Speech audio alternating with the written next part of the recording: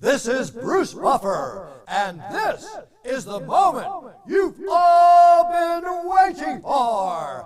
It's time for the MMA-Holes!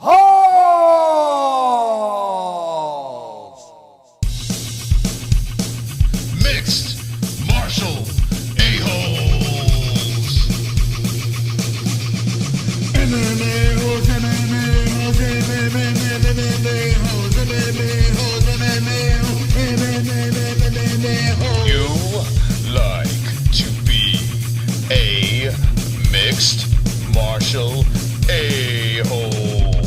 MMA-Holes, MMA-Holes, MMA-Holes, MMA-Holes, MMA-Holes. No way. From the Aunts and Uncles Studios of Arizona, UFC 267 Aftermath. Khamzat Chimaev, Makhachev dominate Glover Teixeira, new Petr Yan, new Hasbulla. MMA news with the MMA-Holes.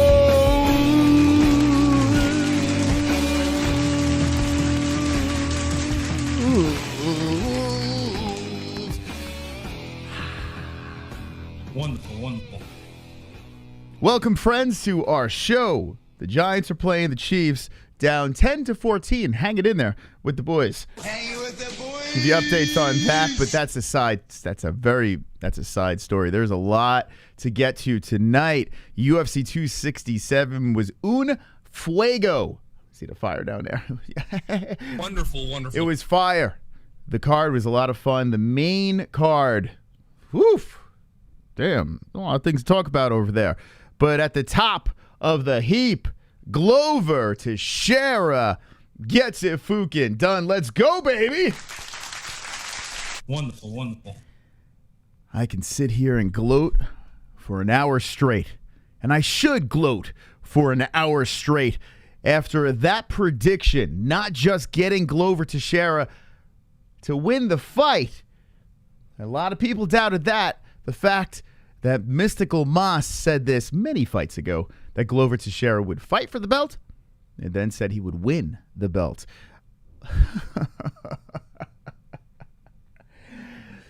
How many times are people going to doubt me when I go mystical? When I go full-blown mystical? When I put the mystical hat on, that's it. It's a wrap. It's a pick, and I get it right every single time. This one here is my signature win. This one here, I got to say, even I shocked myself on this. I'm like, holy smokes, how the hell did I pull that one off? It's not like I look for underdogs and say, okay, that one's going to win. That one doesn't win. Okay, that one's going to win. Okay, that didn't win. That one over there is going to win. Like a lot of these people do. A lot of fans do it. A lot of shows do it. Go out there and just keep on picking unders until that one hits and then go crazy over it. I don't do that. I pick a lot of favorites in a lot of fights because favorites usually win the fights, right? But in this one here, Glover Teixeira, I had a feeling. And that feeling came through. Glover Teixeira, 42 years old, is the light heavyweight champion. Wonderful, wonderful. We got a glove touch donation.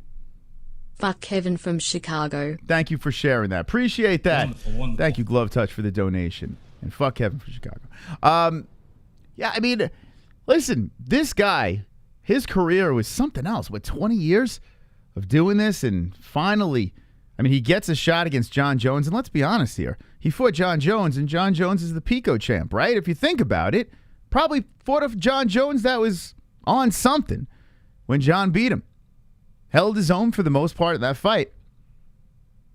Shakes it off, comes back, makes a run, and wins the title at 42 years of age.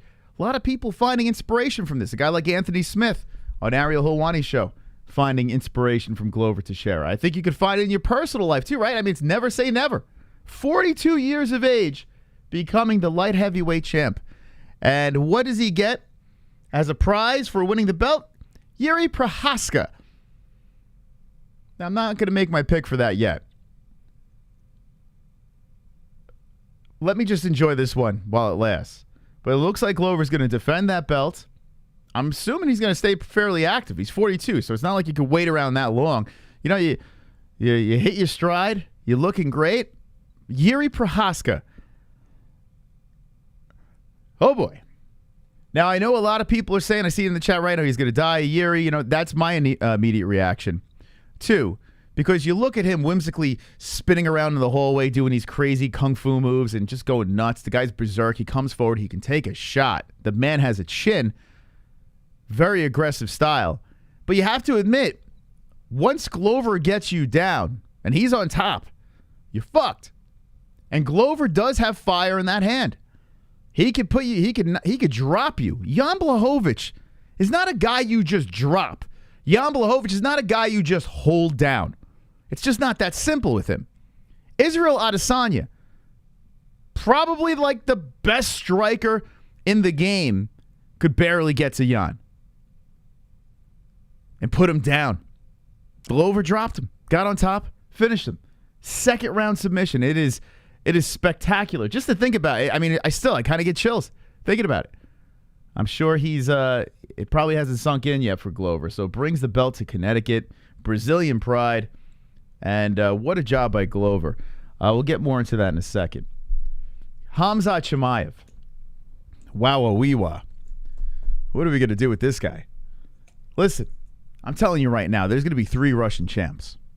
I mean, it's a lock. We already have one. Petr Yan. I don't think he's going anywhere. Even though Aljo seems like he's pretty confident that he's going to take that belt or the unification fight, you know, show who's the real champ. We'll see. He's fairly confident. Good luck to Aljo with that. I think Yan holds on to the thing. But you have a guy in Khamzat Chimaev who fights Lee, and everyone's like, he's a can. Everyone Khamzat fights is a can. Lee's not a can. He's not. Lee's very fucking good. He's very strong. He's a powerful, aggressive fighter. Khamzat picked him up like a grocery bag. He picked him up like nothing. Like it was his nephew. I saw a meme of him throwing Lee like that lift, like he was going to throw him into the pool. Like just simple. Just picks him up, holds him in the air, waits for Dana White to get off his cell phone. So he's just like, I'm just going to hold him right here. Dana, psst. Hey, over here, boss. He's like, oh, you watching now? Boom, throws him down, manhandles him, destroys him, smashes him. Khamzat Chimaev. This guy is going to cruise to a title shot. And I am the biggest Usman supporter. I am the guy running around saying Usman is better than GSP. Usman is the greatest welterweight of all time. Usman will beat Colby Covington this Saturday. Lock it up. It's easy. He's the favorite, the whole deal. We all know he's going to win. And I know some people out there think Colby's going to get it done. It would be fun if Colby got it done. I'm not against it. He's not going to get it done. I saw Usman getting off the plane, very focused. This man's going to maul. He's going to maul Colby.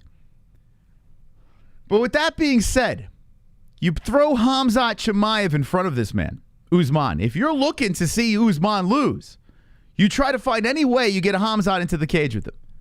And I have to think that Usman's going to do anything he can to just move in every direction but the direction of Khamzat. I don't think Usman wants that smoke. I'm not saying he's scared. I think he's smart. Khamzat gets in the cage of Kamaru Usman. Khamzat wins. He wins. Khamzat will kill him. Like he will kill everyone else in welterweight.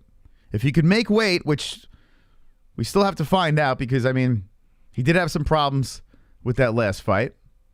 I think he'll be able to adjust and correct those problems, and he should be able to make weight. If he can, this is not Darren Till. Like Darren Till was a guy, you know, hey, should he fight at welterweight? He's kind of big, has trouble making weight. No, this is Khamzat's a whole different ball game here. Khamzat would kill Usman. Khamzat is the real deal. And I like the fact that people doubt me. I don't think there's many, though. I think people are starting to realize that Khamzat is just not that train that the UFC is just trying to give an easy path to the belt, even though they would like to get him to that belt. Khamzat, no matter who you put in front of him, the dude's running over people. Like, It's like you fighting with your nephew or your child. Like it's you just pick them up and you place them in play wherever you'd like. He took a professional UFC fighter, one of the top guys in Lee, not quite a champion. We've seen some flaws in that guy, but he didn't even have a chance, Lee. He was just like, oh, okay, I'm being picked up now. Up, I'm getting put down now. And Lee was trying all his ways to defend. Strong kid, Lee. Not as strong as Khamzat. Could you imagine, and we threw this out there, and a lot of people are talking about this. Could you imagine if Khamzat Chimaev fought Nate Diaz, which it does seem like the UFC is trying to do? Put the old dog, it's like old Yeller. You know, just put him out in the back. Let's put a bullet in his head. That's what they're doing to Nate. Nate has one more fight on his contract. Oh, you want to go box Jake Paul? Okay, send the wolf in. Send in the wolf. It feels like that's going to happen. And who in their right mind I like Nate. I don't want to see Nate get mauled by a wolf. I don't want to see it. The Leons, Colby, Usman. I don't even know if I want to see Jorge get his ass whooped. I mean, Jorge would get fucked up by Khamzat. Khamzat has absorbed, what, 1 or 2 strikes in all of his fights? That's it. It's crazy, man. And how could you not love it? How could you not be into the Khamzat hype train? People just don't like hype trains. So there are going to be people that are going to doubt. There are going to be people like, he hasn't been tested yet. This man, I mean, it's not even a question he will fight for a belt. I mean, does anyone think he won't fight for a welterweight belt? Let me know with a yay in the chat or a yes. Let me know if you think he won't even fight for a belt. I think we could all agree that he's going to fight for a belt.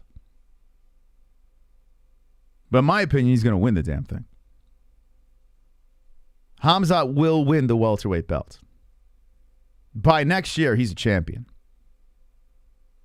Now, I see in the chat, got to give Moss credit. He did call Glover, yes. You must listen to everything I say these days because I made a prediction, not only picking Glover to win by a submission, okay? Not just that, but I predicted this man to win around the Kuti Laba fight. He was going to run up to light heavyweight, and then I followed it up saying he was going to win the belt. Who the fuck is making predictions like that? Let's be serious here. I don't know any human beings. I know people that pick Glover because, listen, there are ways, a lot of ways he could have won that fight, and he showed it. There's more to just the fight, too. I think people do have to take into consideration the other things I brought up with the Glover fight and Jan Błachowicz. Jan said he left Polish Power in his hotel room. You know what that means to me? It means what I was saying before. He brought his family to Abu Dhabi. When they were showing the embedded, his young boy, a cute young kid, was screaming on the plane. Now, he stayed in business class. You know, just the embedded showed him being with the family, but he still was there while the kid was screaming on the plane. He had to live with the fucking guilt while he's watching his Netflix on the business class and his wife is trying to tame his young child. He's got to live with that guilt. Then when they're by the pool, relaxing, getting focused and ready for that fight, Jan Błachowicz is holding his son, being a good dad, a great human being. Jan Błachowicz is a great guy. Seriously, he seems like one of the nicest guys on the roster. But if you're going to war with another human being, everything's on the line. Your belt, your title is on the line. Pay-per-view buys, the whole deal, everything's on the line. You can't be a dad. You can't. You got to be in killer mode. That was another reason why I felt more confident about picking Glover. I was going no matter what. I was picking Glover no matter what. But I started feeling a lot more confident when I was watching the embeddeds and seeing, hey, wait, hold on a second. Jan's got distractions. What is Glover's distraction? Glover had the fucking horse blinders on, and he was laser focused. And how did he look that night? Ran over Błachowicz. There are other things to look at. It's not just fighter A versus fighter B. The breakdown. You know, these analysts out there, they're not looking at everything. This is where Joe Schmo like me on the fucking soft plush chairs that don't know a damn thing. Like, seriously, I have a white belt in judo when I was like, 10? Maybe younger? Getting ragdolled in judo. Like, I don't want to do this anymore. I want to play hockey. I don't know what the fuck I'm talking about, but I do see outside of the box. I look at other things. I feel that it's a mental game too. It's not just skill versus skill. There are other things that take part, and I do believe Jan Błachowicz had other issues going into that fight as well. Back to Khamzat Chimaev, though. Guy's going to be a champ. There's no doubt about it. And I have to be honest with you guys. Not only do I think he beats Kamaru Usman, which, like I said before, I'm a huge Usman supporter. Am I the biggest fan? No, I'm not like the biggest fan, but I'm a fan of him winning because I always look right. Supporter of Kamaru Usman. I see Khamzat beating him. I really do. I think Khamzat just runs through the man. I think Khamzat Chimaev beats Israel Adesanya after he takes the welterweight belt. I see this. The wolf is hungry, brother, says Paul Fay in the chat. He sure is. And I am ecstatic. I am excited. I bet the UFC is thrilled about this. With him coming in here, he beats the COVID. He went to the hospital or something like that because of COVID. He caught it pretty bad. But the wolf bounced back, looked great. Another guy in Islam Makhachev. My God. Now, there are other things at play with Islam here. With Hooker taking the fight on short notice. Hooker is not a champion. Very tough human being. A very skilled fighter. Gatekeeper. I mean, it's obvious. We've been saying this for many fights now. You know, he wins the fights he's supposed to win. He loses the fights he's supposed to lose. This one he was supposed to lose. I did not think it was going to be as quick. I didn't see that. Islam Makhachev says it's like playing with a cheat code with Habib in your corner. It's kind of funny, you know? He's not a gatekeeper. He's a gatekeeper. Well, he could be a gatekeeper. He might hold gays in his basement. I don't know. I don't know about his personal life.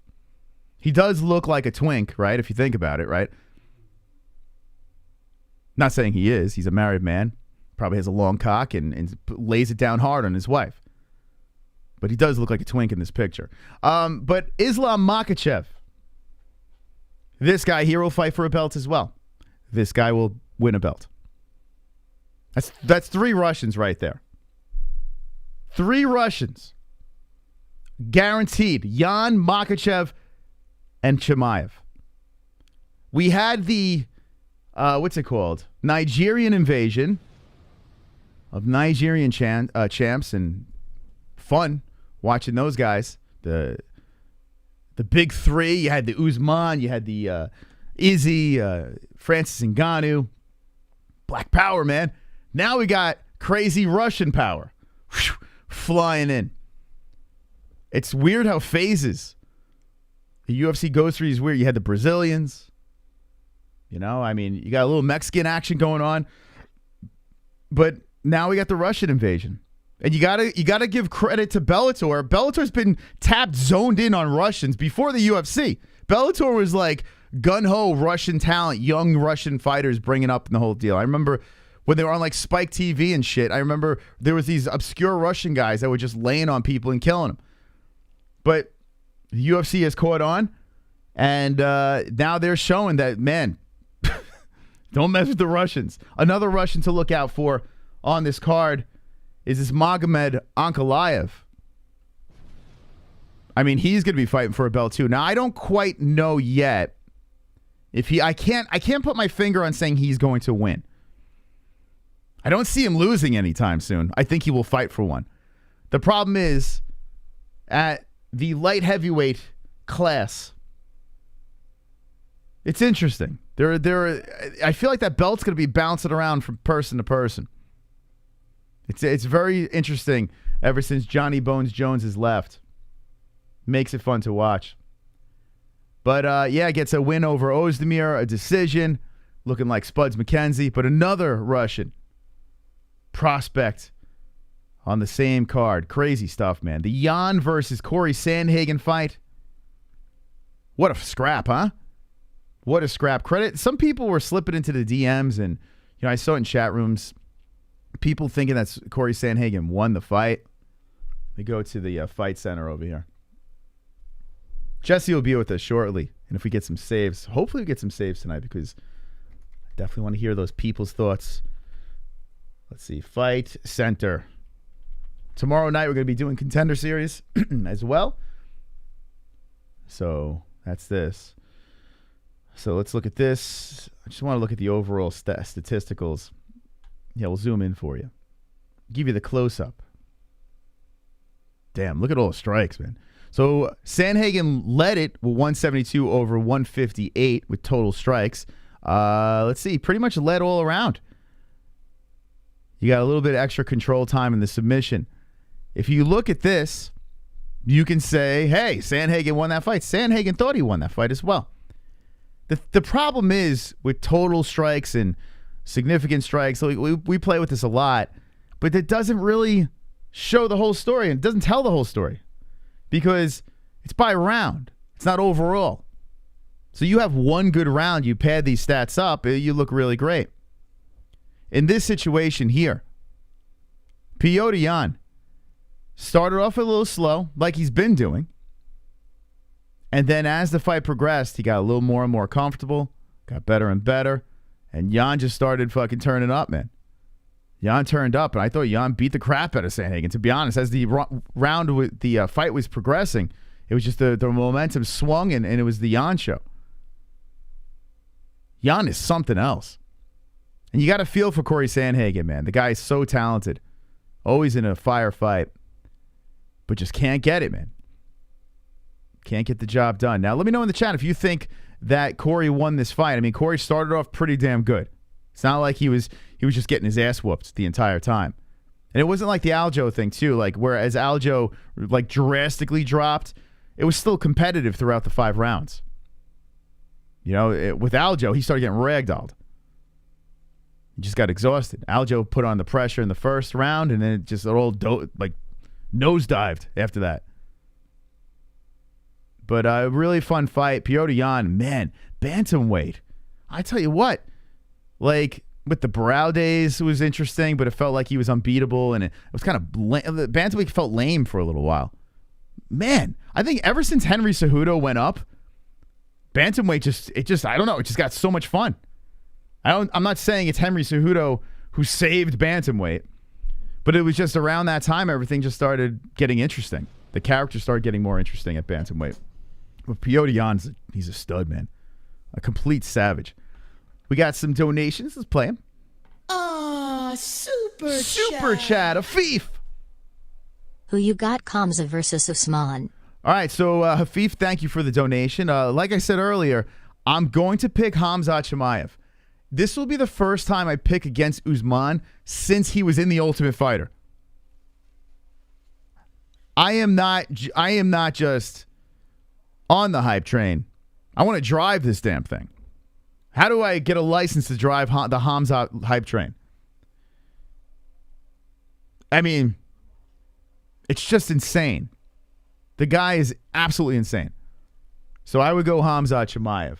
And I understand that people are like, were you crazy? I mean, Usman is Usman is what, in his mid-30s now? He's had injuries along the way. He still looks great. He's actually getting better, right? I just think Khamzat is just, he's an animal.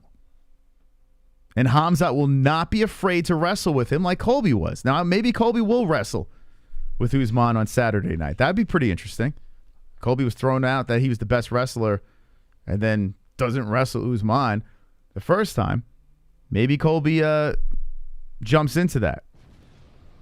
All right, Jess. Oh, we got another donation. Hold on a sec. Wonderful. Matty Boy with the deuce. People said Khamzat ducked Luke Rockhold. Lamau. Usman is a big guy and he's still improving. I need to see Khamzat versus Usman. Yeah, I'm with you. I need to see it too. I mean, what the hell was that? That was weird. Punch me. There we go. Thank you for the donation. I need to see it too. Jesse, what's going on? How you doing? Wonderful, Miles. How are you? Wonderful. Wonderful, wonderful. Wonderful, wonderful. I am wonderful, wonderful, Jess. Yeah, so I opened up. Of course, I have to glow about Glover. I mean, come on. Oh, you picked Glover too. So high five. What the fuck was that? Now, let me ask you a question. Yeah. Did I drill Glover into your head so much that you just picked him because you're just like, this? Just shut up, I'm going to pick him? No, I think I picked him because you convinced me, for sure. I hope I convinced some people out there. I hope I did, because that was a good bet. I mean, I wasn't really high on Glover a few fights ago, but you had convinced me that he was worth A good salesman. putting your money on. Yes, and we did. 220 scuttles. Thank you to my bookie. Right, Jess? Yes, sir. My bookie over here. There it is. I won the 220 scuttles. Put it right in the Fukin account. Let it ride. Let's go. So what do you think is next? I mean, Yuri Prochazka is going to be the guy. A lot of people are like, all right, rest in peace, Glover. What do you think? I think Glover's going to be the guy for a little while. He's why would Yuri be the guy? You think he beats Prochazka? Yeah. Yeah, why not? Okay, so you're not you're not scared of Yuri in any way. I mean, naturally, I think anybody would be scared of Yuri Prochazka. I think the guy he's got talent. I mean, nobody can deny that. But I got to go high on Glover now because I picked him and he won, so now I got to... You going to ride it? Yeah. Listen, I want Glover to win, but I like Prochazka a lot. And him as a champ would be insane. And I would have to think the UFC would be into something like that as well. So it looks like that fight's going to happen.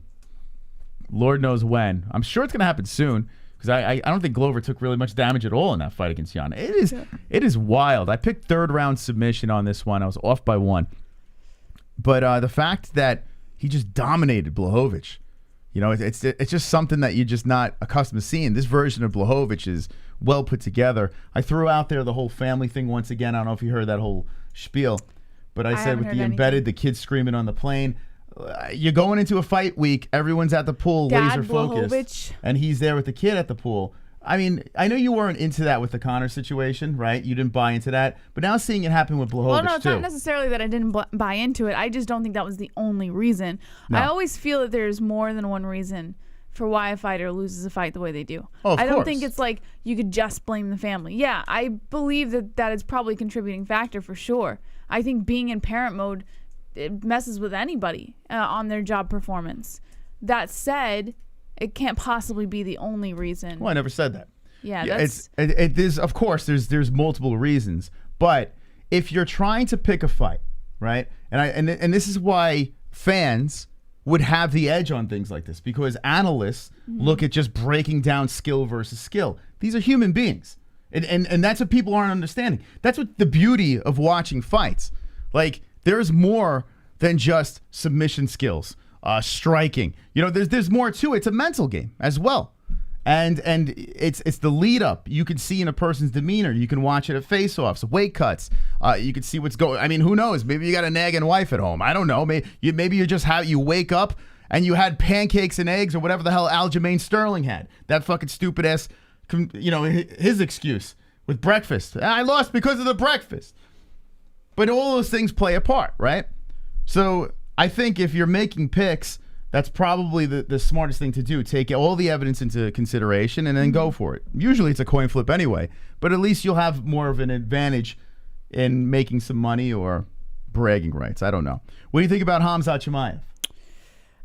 Fuck that guy. Fuck what? That guy. You're still not impressed with Khamzat Chimaev? Fuck that guy. Is it because everyone is going to immediately forget about Khabib being so dominant because Khamzat Chimaev is here? Is that why? Yes. She said yes. The baby's crying. She'll be back. Yeah, she's not on the train, man. She doesn't. I think it's jealousy. I think what it is she's a huge Khabib fan. And listen, if you're a Khabib fan, don't you want more smeshing? We got more smeshing. I don't get it. Like, I liked Khabib, but I'm more of a Khamzat guy. I like Khamzat. I don't know. Maybe Khamzat's crediting Khabib. He's crediting Conor. He's crediting all these fighters, Gustafsson. Like he's throwing these guys' names out there that inspired him to get into the sport, and he takes a little bit of skills from everybody and pushes it together and then smash. I'm on the train. Are you on the train? Let me know in the chat with a yes or no. Are you in the Khamzat train? What's going on here, chat? I wonder how Khamzat's gas tank is. I mean, he's Chechnyan. I feel like it's pretty good. Khabib doesn't jump at the cage if the baby's crying. Islam is a Khabib replacement, not Khamzat. Yes. She's not on the Islam train either, which is weird. We'll get her opinion on that. Khamzat, the Grim Reaper. And I think that's another reason, like what you said there. Khamzat is a hybrid. Khamzat, although Islam Makhachev has very good striking. So Islam could be kind of a hybrid as well. But Khamzat does feel like Khamzat is not afraid of going up a weight class. Khamzat will legit fight anybody. Whereas Khabib is like, well, give me chicken. Feed me some chicken. I'm not touching 170. Khamzat's like, yeah, I'll take all the belts. So it's a whole different thing, I guess. Some people are Khabib fans just because they are Conor haters. That's probably the case in some situations. Wonderful. Probably. This motherfucker Khamzat said I'm here to kill everyone and then took the mic and screamed Allahu Akbar. I guess I'm racist because I thought I was about to witness a second 9/11. I did see the video you put it on the Discord with the explosion after he yelled at. I saw that. Quite humorous. Yeah, well, you know what?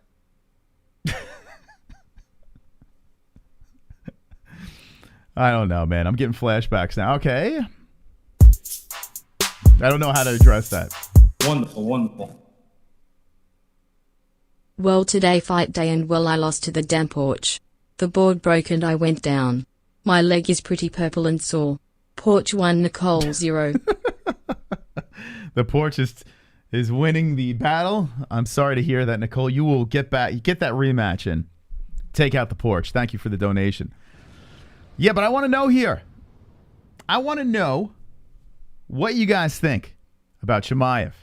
I want to know who's on this fucking hype train. You know what I'm going to do? I'm going to drop a poll in the chat. I'm going to drop the old poll out there. Because I'm curious here. I mean, I don't see how people are not fascinated by this guy. I don't get it. I thought I was pretty miserable. And sometimes I think I am pretty a miserable human being. I'm always throwing shade at everybody. I don't like this guy. I don't like that guy. But you know what it is? I don't like people in media. I don't listen to these shows, or I can't sit through things too long. It just annoys me. But I could sit through hours of fights. So maybe I got more respect for those guys. I don't fucking know. Or just I don't know. I have no patience. Are you on the Khamzat hype train? Let's see. Let's put the poll out there. How are my Giants doing? It's still the same score, huh? Going into the fourth quarter, 14-10. My goodness. They're hanging in there. Are you on the Khamzat hype train? Okay, I'm going to drop it in the chat. Let's see what you guys say. There we go. Put it in there. And we will get to the bottom of this. I watched the embedded for the next UFC. I'm going to wait, let them accumulate, and then watch it. You know what I've noticed? Because I'm trying to get, back into the gym, get the cardio going, the whole deal. I like jumping on the treadmill now and then binge watching the embeddeds. I find that amusing, so I'm going to wait for this one too. I enjoy him as a fighter, but a person, I'm not a fan of him, so no, I am not on the hype train. Okay, that's fair enough. Here's the deal. I urge you, if you haven't done so yet, watch the Brett Okamoto interview with Khamzat Chimaev leading up to this fight. The ESPN Okamoto video.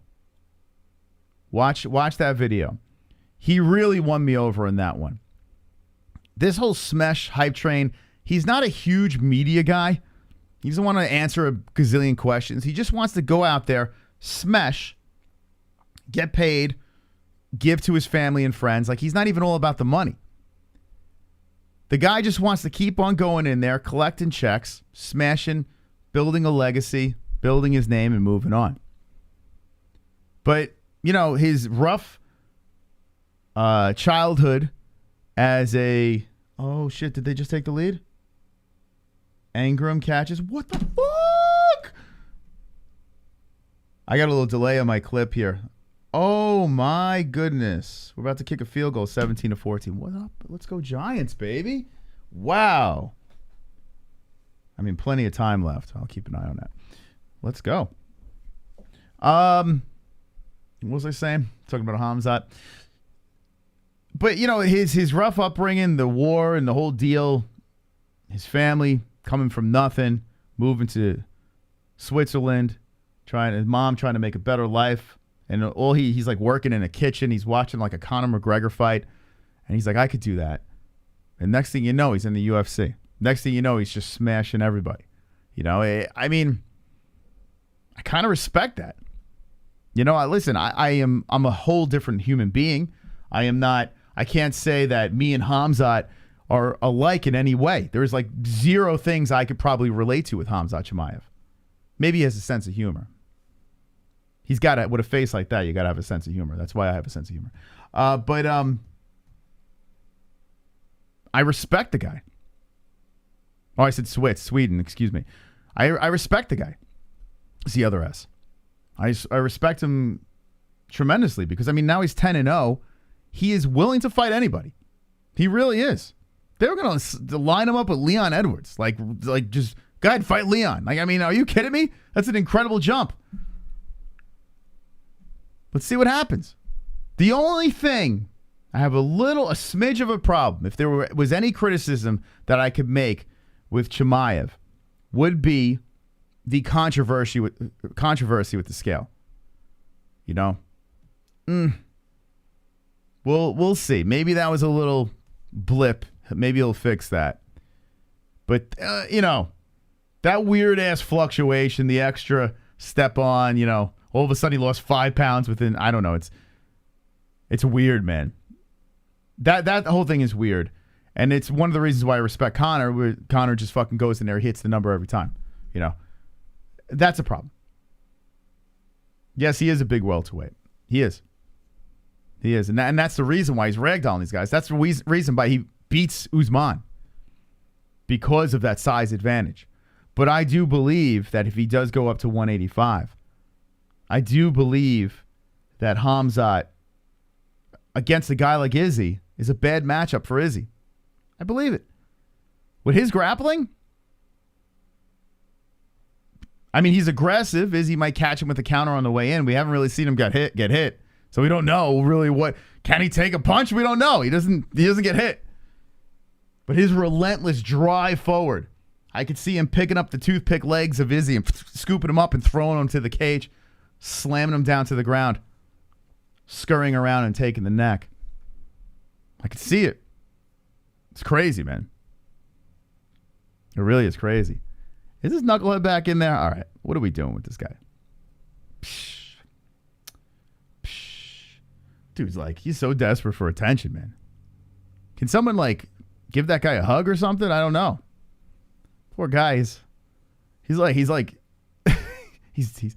trying so hard and no one cares about him. Someone give him a hug. Let's see. So are you on the Khamzat hype train? So far, 92 votes and 77% say yes. Okay. Let's see. Plenty of good. Hold on a second.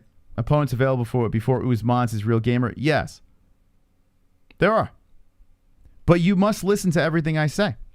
And the reason being is I picked Glover many moons ago. So now you must take everything I say as fact. I preached my prophecy of the Glover run to the title shot and then winning the belt. And not only did I get the prediction right, I did say submission. Off by one fucking round. You must listen to everything I say as fact. He hasn't fought anyone. Listen, every hype train we say that. And most of the time I agree. Most of the time I do. Lee is a massive step up. Not a champion, But to take a human being like that at welterweight, who is actually a fairly decent-sized welterweight, strong guy, scoop him up. Have you ever seen someone lifted in the air? Okay? I mean, the last time we saw something like this was Khabib, where Khabib would basically maul the person on the ground, hold them down at will, right? Look over at Dana White and have a full-blown conversation. Khamzat Chimaev one-upped him. He lifted the man up like a fucking sack of potatoes. Just picked him up like the guy wasn't going to do shit. Let me see if I can find that picture. Walked over to Dana White and waited for him to look up. Yeah, a la Matt Hughes style. Very similar, right? Held him there. Matt Hughes dragged a man to the other side, right? Just moseyed him along over there. Khamzat just lifted him up. Had him up in the air like this. It's like, I'm just going to hold him here. Dana, you looking? You looking, bud? Oh, no? Okay, you still on the phone? Well, playing Words with Friends? What are you doing over there? Temple Run? Tetris? What are you playing? Oh, you looking? And puts him down, places him down. When you have that much confidence, that much power and strength at a weight class, with no fear of your opponent. Look, he's talking to Dana White with this man in his fucking... This is not normal. Oh, he hasn't fought anyone. They're cans. Guys, if he grabs any of these motherfuckers, he's going to be doing the same thing. He's a big, giant welterweight. His biggest opponent is the scale. That's the opponent that you have to watch out for with Khamzat Chimaev. Oh, here he is! Here he is! I'm gonna beat everybody. I'm gonna finish everybody. I'm gonna finish everybody. I'm gonna finish everybody. I'm gonna finish everybody. I'm gonna finish everybody. I'm gonna smash everybody.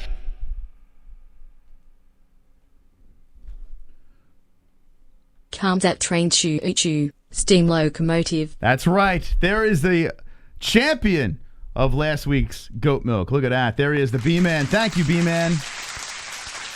Choo-choo. Choo-choo. Appreciate the subscribe. Can't say your name, but thank you. Neil Magny versus Khamzat. That could be a real thing. And how about Neil Magny? This guy's really scary. I need an opponent. Let's go. Islam destroyed top 5 guys, but you're talking about Khamzat and rank 11 guys. His games you love. What are the games you're talking about that we love? I would like to know this. The reason why I'm talking about Islam at nauseum right now, Khamzat at nauseum, is because Islam Makhachev fought a guy that came in on short notice. Fought a guy that is a gatekeeper. Very tough, tough guy. Toughest opponent for Islam. Well, not quite. But if you look at the rankings, right? And, it is what it is. Islam is going to fight for the belt. Islam is going to be the champ. I truly believe this. But I'm the type of guy that likes to go a little further. It's easy to go, Islam's going to be a champ now, fighting these top guys here. It's easy to say he'd fight for a belt. It's not easy saying, hey, this hype train is going to get the job done. It's not that easy when you're a bunch of fights away. Now Khamzat really isn't. He's going to get a fast pass to this belt. There's no doubt about it. And I don't jump on every hype train. In fact, I shit on majority of them. The last hype train I was full-blown on board with was Conor McGregor. How long ago was that? Think about it. The last hype train I was on, where I was like balls to my chin, was Conor McGregor. This is the new hype train. I've shit on the Darren Till one back in the day when he was on the Uprise. I did shit on the Izzy one. That's one I probably should have stayed on. I jumped off. I didn't even jump on the Izzy train. Now I believe in the guy. I mean, how do you not? So I was off on the Izzy train. Give Jesse props for that one. Jesse called Izzy from the beginning. You got to give her credit for that. I shit on O'Malley. O'Malley, I think, is very good. People are saying O'Malley's going to be the guy that beats Yan. Are you kidding me? Like, I shit on most hype trains. Khamzat, I'm not shitting on. I'm in. I get it. I get it. I get why the UFC's high on this guy. And I get why people don't like him. Because he's good. People don't like guys good early. Although, in this situation, I'm looking at the polls, 78% are on the Fukin train. Get on the train. 22%. What are you waiting for? Like, what do you need? Jesse's on the 22%. She's not on the train. But what do you need? What more evidence do you need? He needs to fight better talent. There are people, certain people in this. Where'd I go? There's certain people on this. What the fuck was that? There was certain people on this roster. I don't know what the fuck I was saying. That threw me off. We had to rise from our grave. Hold on, let me. The hell? I left Ariel. Hello. Hey, how you doing? Oh, okay. There we go. I don't know why it went down for a second. The elevator got fucked up. There are certain people that just have that it factor. Islam Makhachev is very good. Islam Makhachev seems more like Khabib, though. It does seem like Khabib 2.0, a little bit better striking. Khamzat feels like a whole different entity. Feels like I said, like a hybrid. You got a little bit of the striking of McGregor. You got the grappling of Khabib. Like, it's like he even looks like Frankenstein. Dude looks like goddamn Frankenstein. Look at this guy. This guy looks like he was built in a lab. It's crazy. It's crazy stuff. I want to give a shout out to our sponsors. Big shout out to MyBookie, which we made money on this Saturday. We got 100% match on your first deposit. If you go over to MyBookie, we have a link in the description. It's mybookie.ag. Shout out to them. And I'm about to win some more money this weekend. I'm probably going to put it on Kamaru, but it's not like we're going to win. Let's see. He's at minus 320. Jesus. So if I throw a hundo on him, how much am I actually making? Math. I'm making $31, but it's a guaranteed $31. So actually, I don't know if this is the lock I'm going to go for, though. As the week progresses, I'm gonna drop a bet in here. I don't want to do anything. I mean, I feel Usman's gonna win regardless. I don't know. Maybe I'll just put my money where my mouth is and just go for it. Win the cool 31. But yeah, MyBookie. Shout out to MyBookie over there. If you guys want to place bets, it's pretty easy way to do it. A nice, easy website to work. And you notice a lot of these athletes, a lot of MMA fighters are sponsored by them, so we are proud to be working with MyBookie. Okay, we have Head Rush. Shout out to Head Rush over here. 20% off. Promo code MMA-HOLES. So go get the wonderful, wonderful clothing, the threads over there. Really nice premium style clothes. Head Rush. Look like a savage. And use that promo code MMA-HOLES for 20% off. MysticRootsCBD.com. Same promo code all across the board for MyBookie. It's very easy. Head Rush and Mystic Roots CBD if you want to get some CBD to calm your nerves. To be wonderful, wonderful. Promo code MMA-HOLES for 20% off. And like we said, every stream, ESPN Plus is how you can watch tomorrow night's Contender Series. We'll be reacting to that tomorrow. And if you want to watch the pay-per-view, 268, Saturday night, if you're going to order it through our link. We get a commission off of it. Give it to us other than freaking. Why are you going to give it all to ESPN? Give it to us. Yes, sir. Give it to the MMA-Holes. So use the link in our description or live chat. We have a pin right now if you're going to order. And order soon, too, because it gets ESPN Plus gets a little glitchy the closer. Like if you're ordering on fight day, you wait till the last minute. It does get a little complicated. So I would order early if you're going to order it. If not, we got you covered. Don't worry. All right, we got Jesse back. We got a little baby action going on here. She's eating. Ellie's eating. What up? A feeding. A baby feeding. We're eating pumpkin. What do you think about Hasbulla's appearance, Jesse? Stole the show, Hasbulla. I thought it was wonderful, wonderful. Wonderful. Jesse's digging it. Yes, Hasbulla was there. Mini Makhachev. Yeah, so like we said before, Russian power, man. Russian's looking really good. Volkov getting the win over Tabora. Kind of a forgetful fight, but just did what he had to do to win. Let's see. What else did we miss over here? We talked about Magomed a little bit. Amanda Hebas, first round did not look too good. Then 2 and 3 said, well, hold on. I'm supposed to win this thing. Got the job done over Jandiroba, or however you say her name. Jandiroba? I say Jandiroba, but apparently that's not how you say it. It's How like do you say it? Jandiroba or some shit. I don't know. Rob Schneider.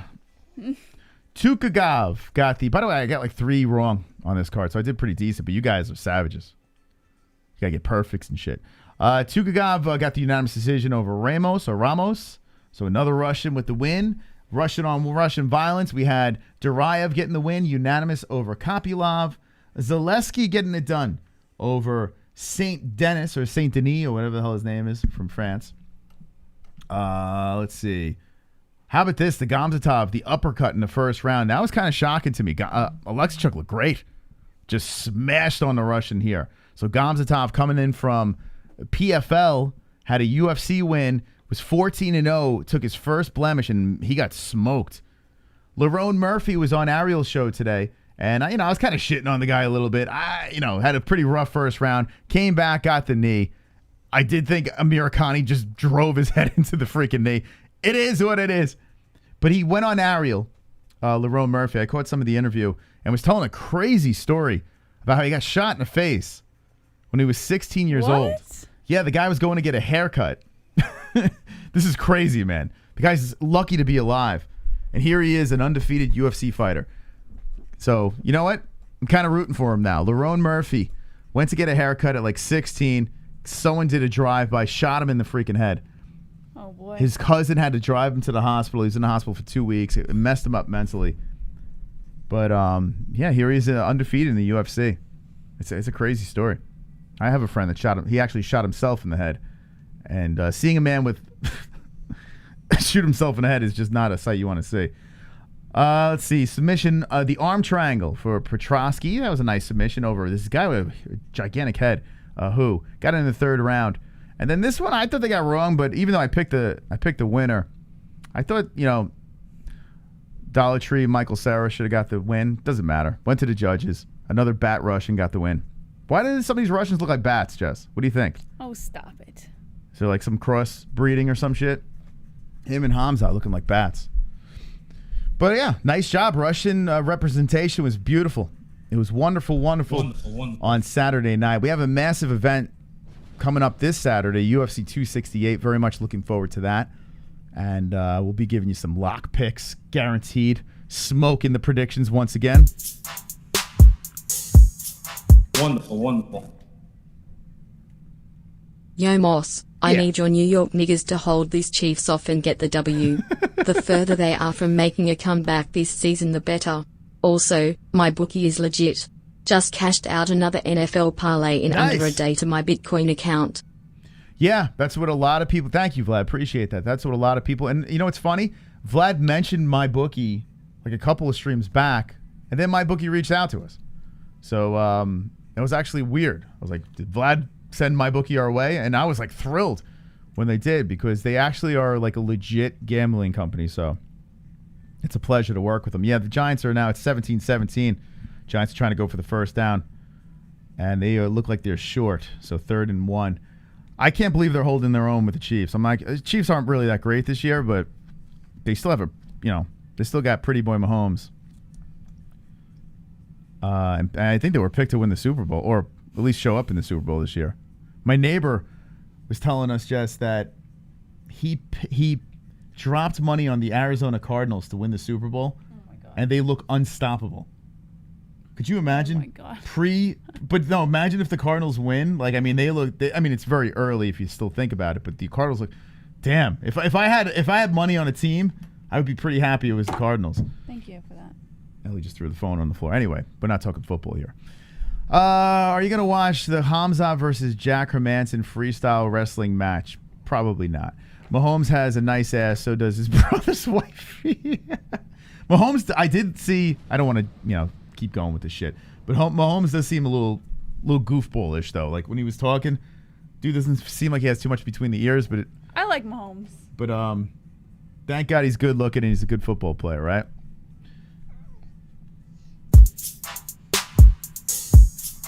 Wonderful. The glove touch coming in. I heard flying to New York is hard as fuck right now because flights are getting cancelled. I really hope that happens to me because I don't wanna fucking go to New York. I hate NYC with a passion. I'll go to BKFC with Kendale next week instead. Fuck if 268. Could you believe that Bare Knuckle? I kind of took a peek at their event. Could you believe? Think about this. Bare Knuckle is in New York going up against UFC 268. It seems like suicide. Like, I mean, that's balls of steel. Credit to Feldman for saying, we're still doing it. And isn't Canelo fighting that night too? When is Canelo fighting? I don't know. Someone help me out in the chat. I'm pretty sure Canelo's fighting that night too. Who the hell's gonna watch Bare Knuckle? Like, I feel like they're just asking people not to show up or watch that fight. It's crazy, man. Could you imagine, like, Bare Knuckle has a big event in New York? That's a big deal for Bare Knuckle. Oh, UFC 268's that night. Anyway, thank you, Glove Touch. Appreciate that donation. Any news stories that stood out, Jess, that you want to jump into? Quite a few, actually. I can't read them verbatim, though, because my hands are tied up, but I can kind of give you a rundown of what they were if you want me to. Yeah, so Glover, like, once again, I hope we take some phone calls tonight. Glover Teixeira, I am ecstatic. I mean, listen, I do feel for Jan Błachowicz. I do. Like, Jan does seem like an incredibly nice guy. But, you know, your time has passed, bud. Now Glover Teixeira. Now Anthony Smith is, like, saying he's, like, one fight away from a title shot and the rematch against Glover. But I would, please let the MMA gods let Glover Teixeira bash Anthony Smith's teeth out of his head again. That'd be amazing. Is that fucked up to say, Jess? That'd be amazing. But anyway, Glover Teixeira has Yuri Prohaska in front of him, and that's dangerous. That's a very dangerous fight. But shout out to Glover, man. Real pumped up at my mystical prediction. Just hit it out of the park, Jess. What do we got with this one here? So the referee that called the Dos Santos versus St. Dennis fight at UFC 267 ended up getting removed from officiating that card because of that questionable call. Yeah, so, and to answer Masvidal's why I don't hate Anthony Smith. Let me just make this very clear. I don't hate any UFC fighter. I can't think of, like, I dislike Rockhold tremendously. I find him irritating. But I was actually a Rockhold fan in Strikeforce. I liked Rockhold in Strikeforce. I don't hate any UFC fighter. I'm not a fan of Anthony Smith. I have respect for the guy. I'm just not a fan. Anthony Smith, one minute he seems like the nicest guy in the world. He seems very educated. When he puts on his glasses, he becomes like super smart and stuff. It's weird. But then, like, the whole thing with the Conor McGregor, did that on the street, he'd get shot. It's like, who says that? Like, he's alluding to Conor McGregor, like, getting shot on the street and shit. Like, all right, Anthony, calm the fuck down. I don't know. He says certain things that just rub me the wrong way. It's like, dude, bro, like, what do you, like, relax, like, calm down. You know, I don't know. There's certain things with the guy. Like, sometimes I'll hear a podcast here or there, or I get clips of just nauseating things that, like, he says, and I'm like, oh my god. So I can't. I'm just not. Jesse likes Anthony Smith, so Jesse will be a fan of him. I don't know. I can't really latch on to him for some reason. Maybe, I don't know. We're just different people. Okay. Anyway, so yeah, this ref gets the boot. Yeah. It's crazy, man. I don't know what this ref is doing. He was waiting. He was like morphed with Mazzagatti and Yamasaki, just blend them together, and you got this guy with a little bit of Herb Dean, like when Herb Dean zones out, you know. Herb Dean's actually still a decent ref. I don't care what anyone says. I don't care what Dan Hardy says. Oh, we'll get there. Herb Dean's all right. He's okay. He's not the worst. He's not the best. He's okay. You know. This guy is on another level. This guy, I don't know where the hell this guy came from. But anyway, thank God he got yanked.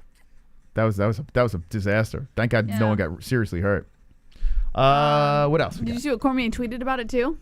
What did he tweet? He said, honestly, the worst performance I've seen from a referee in my life. Honestly, a hard job, but man, unreal. Makes you respect the good ones like Herzog, McCarthy, and Herb Dean, and many more. Mm-hmm. I hated watching that. I hope Benoit is heading to the hospital right now.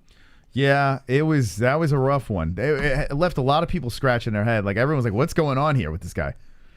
I don't know. I've never seen him before, so I don't really know much about him. Hopefully we don't see much more of him. They found him in the parking lot. It's crazy, man. I don't know what's going on in Abu Dhabi, but they got some wacko ref there. All right. Oh, shit. We got to save the show. Hold on a second. All right. So we got to do is save that one quick. All right, guys. Here's the deal. We need some heroes out there. It's a Monday night. The Giants are tied 17-17. They're fucking punting the ball with 4:47 left. Oh, God, they're going to lose this game. Friends out there in the chat, if you want to save the show, open up the phone lines, drop a donation, whatever comes in from this moment on. $5, 5 minutes, $10, 10 minutes, $20, 20 minutes, so on and so forth. Let's fund the show. Let's help us out over here. Make sure you hit the like button if you haven't done so. If you want to hear phone calls, drop a donation. If not, we'll see you tomorrow for the Contender Series. And here we go. 5 on the clock. And thank you to those who have dropped donations tonight. You're wonderful, wonderful. Wonderful, wonderful. All right. Here we All go. right. What do we got here? Petr Yan. Oh, well, this is kind of the same situation. Benoit's coach defends his choice not to throw in the towel. He said, never in my life would I have thrown in the towel. So he thinks that it was okay that his fighter was in Never there. in your life you would throw. What are you kidding? I would say, okay, this guy's not in my corner. Like, that was so, his coach. Okay, yeah, that's what I'm saying. Yeah. I mean, He's saying he never would have thrown in the towel. Please stop that. Yeah, I would say get the fuck out of here. Are you crazy, man? Like, I understand these guys are warriors and everything like that, but, you know, if your guy's about to die, perhaps that's the time to do it. Yeah. Here's Ariel. This is his island boy. This is fucking island boy situation. He's really going with his island boy thing. What's he talking about here? Aljo? Yeah, so Petr Yan calls Aljamain Sterling chicken heart. Oh, okay. Oh, that's gross. Hold on. Okay. I thought Petr Yan was going to be... Isn't that Jan on the picture? Isn't that... I thought that was Jan. Yeah. Who's the white guy? Jan? Anthony Smith. So he was... Oh, so Jan was on the show, huh? Yeah. How did I miss that interview? So that was the one I... Actually, I missed a couple of interviews. Okay. I caught the wrong ones. So he called him chicken? What did he say? Hold on 1 second. You're going to have to bear with me. Okay. I just had a pumpkin milk throw-up situation. Nice. My bookie rollover trap sucks. No, all betting companies have rollover. A lot of them have that stuff over there. It's not like they all have it, you know? And I've seen some nightmares with other ones. I just can't say the name of those companies. The baby has spit up. Uh-oh, 11 minutes. Let's go. I just feel so special. 11 minutes. Let's go, baby.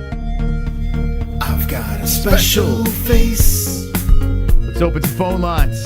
Attention is short, bust to outer space. Mind in a special place. GSP abducted me. I'm from an alien race. Special face. Special face. Special face. Sonosi, thank you for the 11 minutes. The one thing that impresses me, though likely dooms Colby though I'm rooting for him, is he fights at his natural weight. Usman can probably fight at middleweight. Paying for my phone call tonight. Thank you, Sonosi. Appreciate it. 11 minutes, baby. Let's go. We're dropping 10 more minutes. That's 21 minutes. D-Rest. Come on. Hey, I can see your underwear. Put your boobies in the air. Flapping like I just don't care. Can I lick your pubic hair? Snap a picture, time to share. Choke my meat vision impaired. Filthy mind, I need a prayer. Pervert cameraman, beware. Pervert cameraman. Show them tits. Pervert cameraman. $10 tip. Pervert cameraman. Yanni Celeste. What? Pervert cameraman. Show them breasts. Boobies. Must be nice to be broke, cheap or both, but I wouldn't know. Anybody who thinks it's only $10. I say, where's your save the show dono? Yeah, I'm being straight up arrogant because I despise cheapskates. Whoa! Thank you, D-Rest, for the wonderful, wonderful donation. We are guaranteed 21 more minutes with 1 minute left in the saves. Thank you, D-Rest and Sonosi. You guys are legends. Thank you so much. So guaranteed 21 more minutes if you want to add to that clock. Ooh, time is running out. Thank you, friends. Appreciate it so much. We will take some phone calls. 4:34 left. We have some games. 17-17. Whoa. This is going down to the wire. All right, so guaranteed phone calls. What did Petr Yan say, Jess? All right. So he spoke on Chicken Heart Aljamain Sterling, saying the man who ran away once will always run again. According to MMA Fighting's Mike Heck, Petr Yan is ready to face Aljamain Sterling in a bantamweight championship unification bout in his next fight. Even if he isn't fully sold, his rival will make it to the octagon. Yan said of Sterling on Monday's edition of the MMA Hour, quote, "I live inside his head. The man who ran away once will always run again. He has a chicken heart, very small." Yan captured the interim 135-pound title in a 5-round classic with Cory Sandhagen in the co-main event of UFC 267 this past Saturday in Abu Dhabi. He earned a unanimous decision.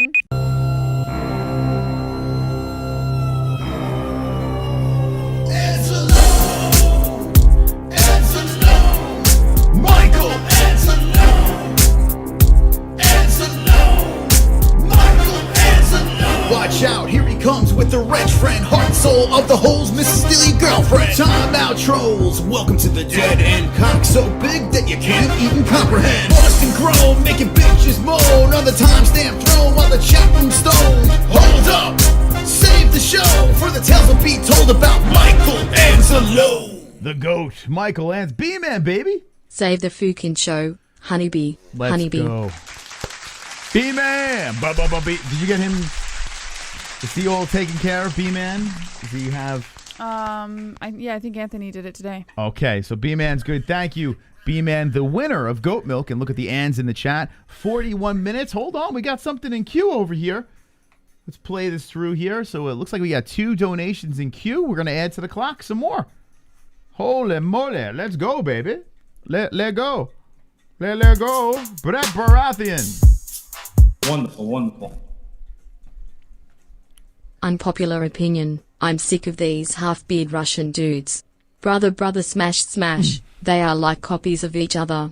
I guess we need to step out game up in America. Save the show. Yeah, there's a lot of copycats. And think about when Conor came up, how many people, the big chest piece, fucking people doing the walk, you know, the sunglasses at the press conferences and the trash talk. Like, no one can get their own shtick. It's crazy, man. All right, 43 minutes. Here's the final donation. More boobs from Steve Rivera. Hey, I can see your underwear. Put your boobies in the air. Flapping like I just don't care. Can I lick your pubic hair? Snap a picture, time to share. Choke my meat vision impaired. Filthy mind, I need a prayer. Pervert cameraman, beware. Pervert cameraman, show them tits. Yeah. Pervert cameraman, $10 tip. Pervert cameraman, Yanni Celeste. Pervert cameraman, show them breasts. Boobies. Look at the boobies. Great show tonight. Save the show. Thank you very much. Thank you. That's 53 fucking minutes. Wonderful, wonderful. What do we... I see another one. I see another one. Fuck it, let's add it. Who cares?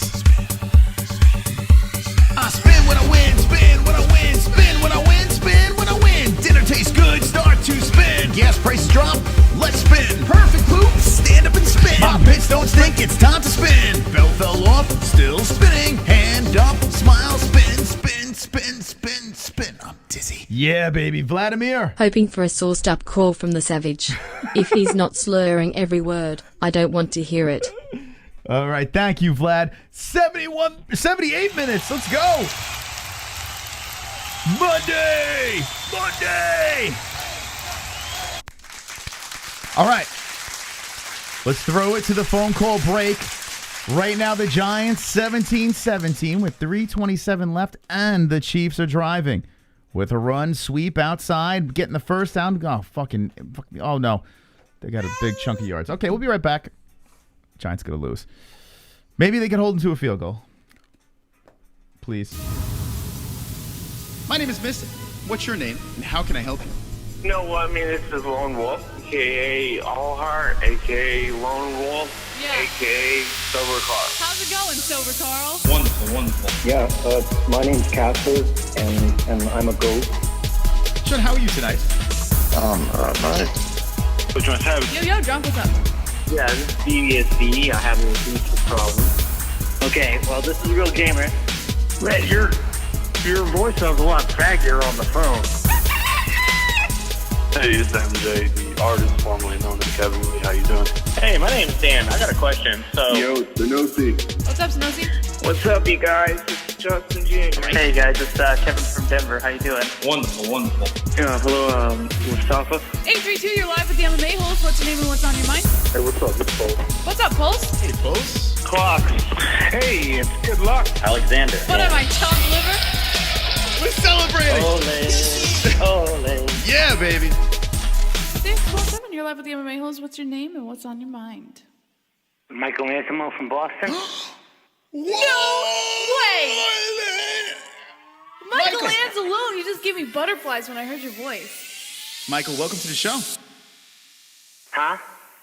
It's the knitter. Hello, guys. How you doing? Hi, Jesse. Hit the like button, you folks. This is the double champ.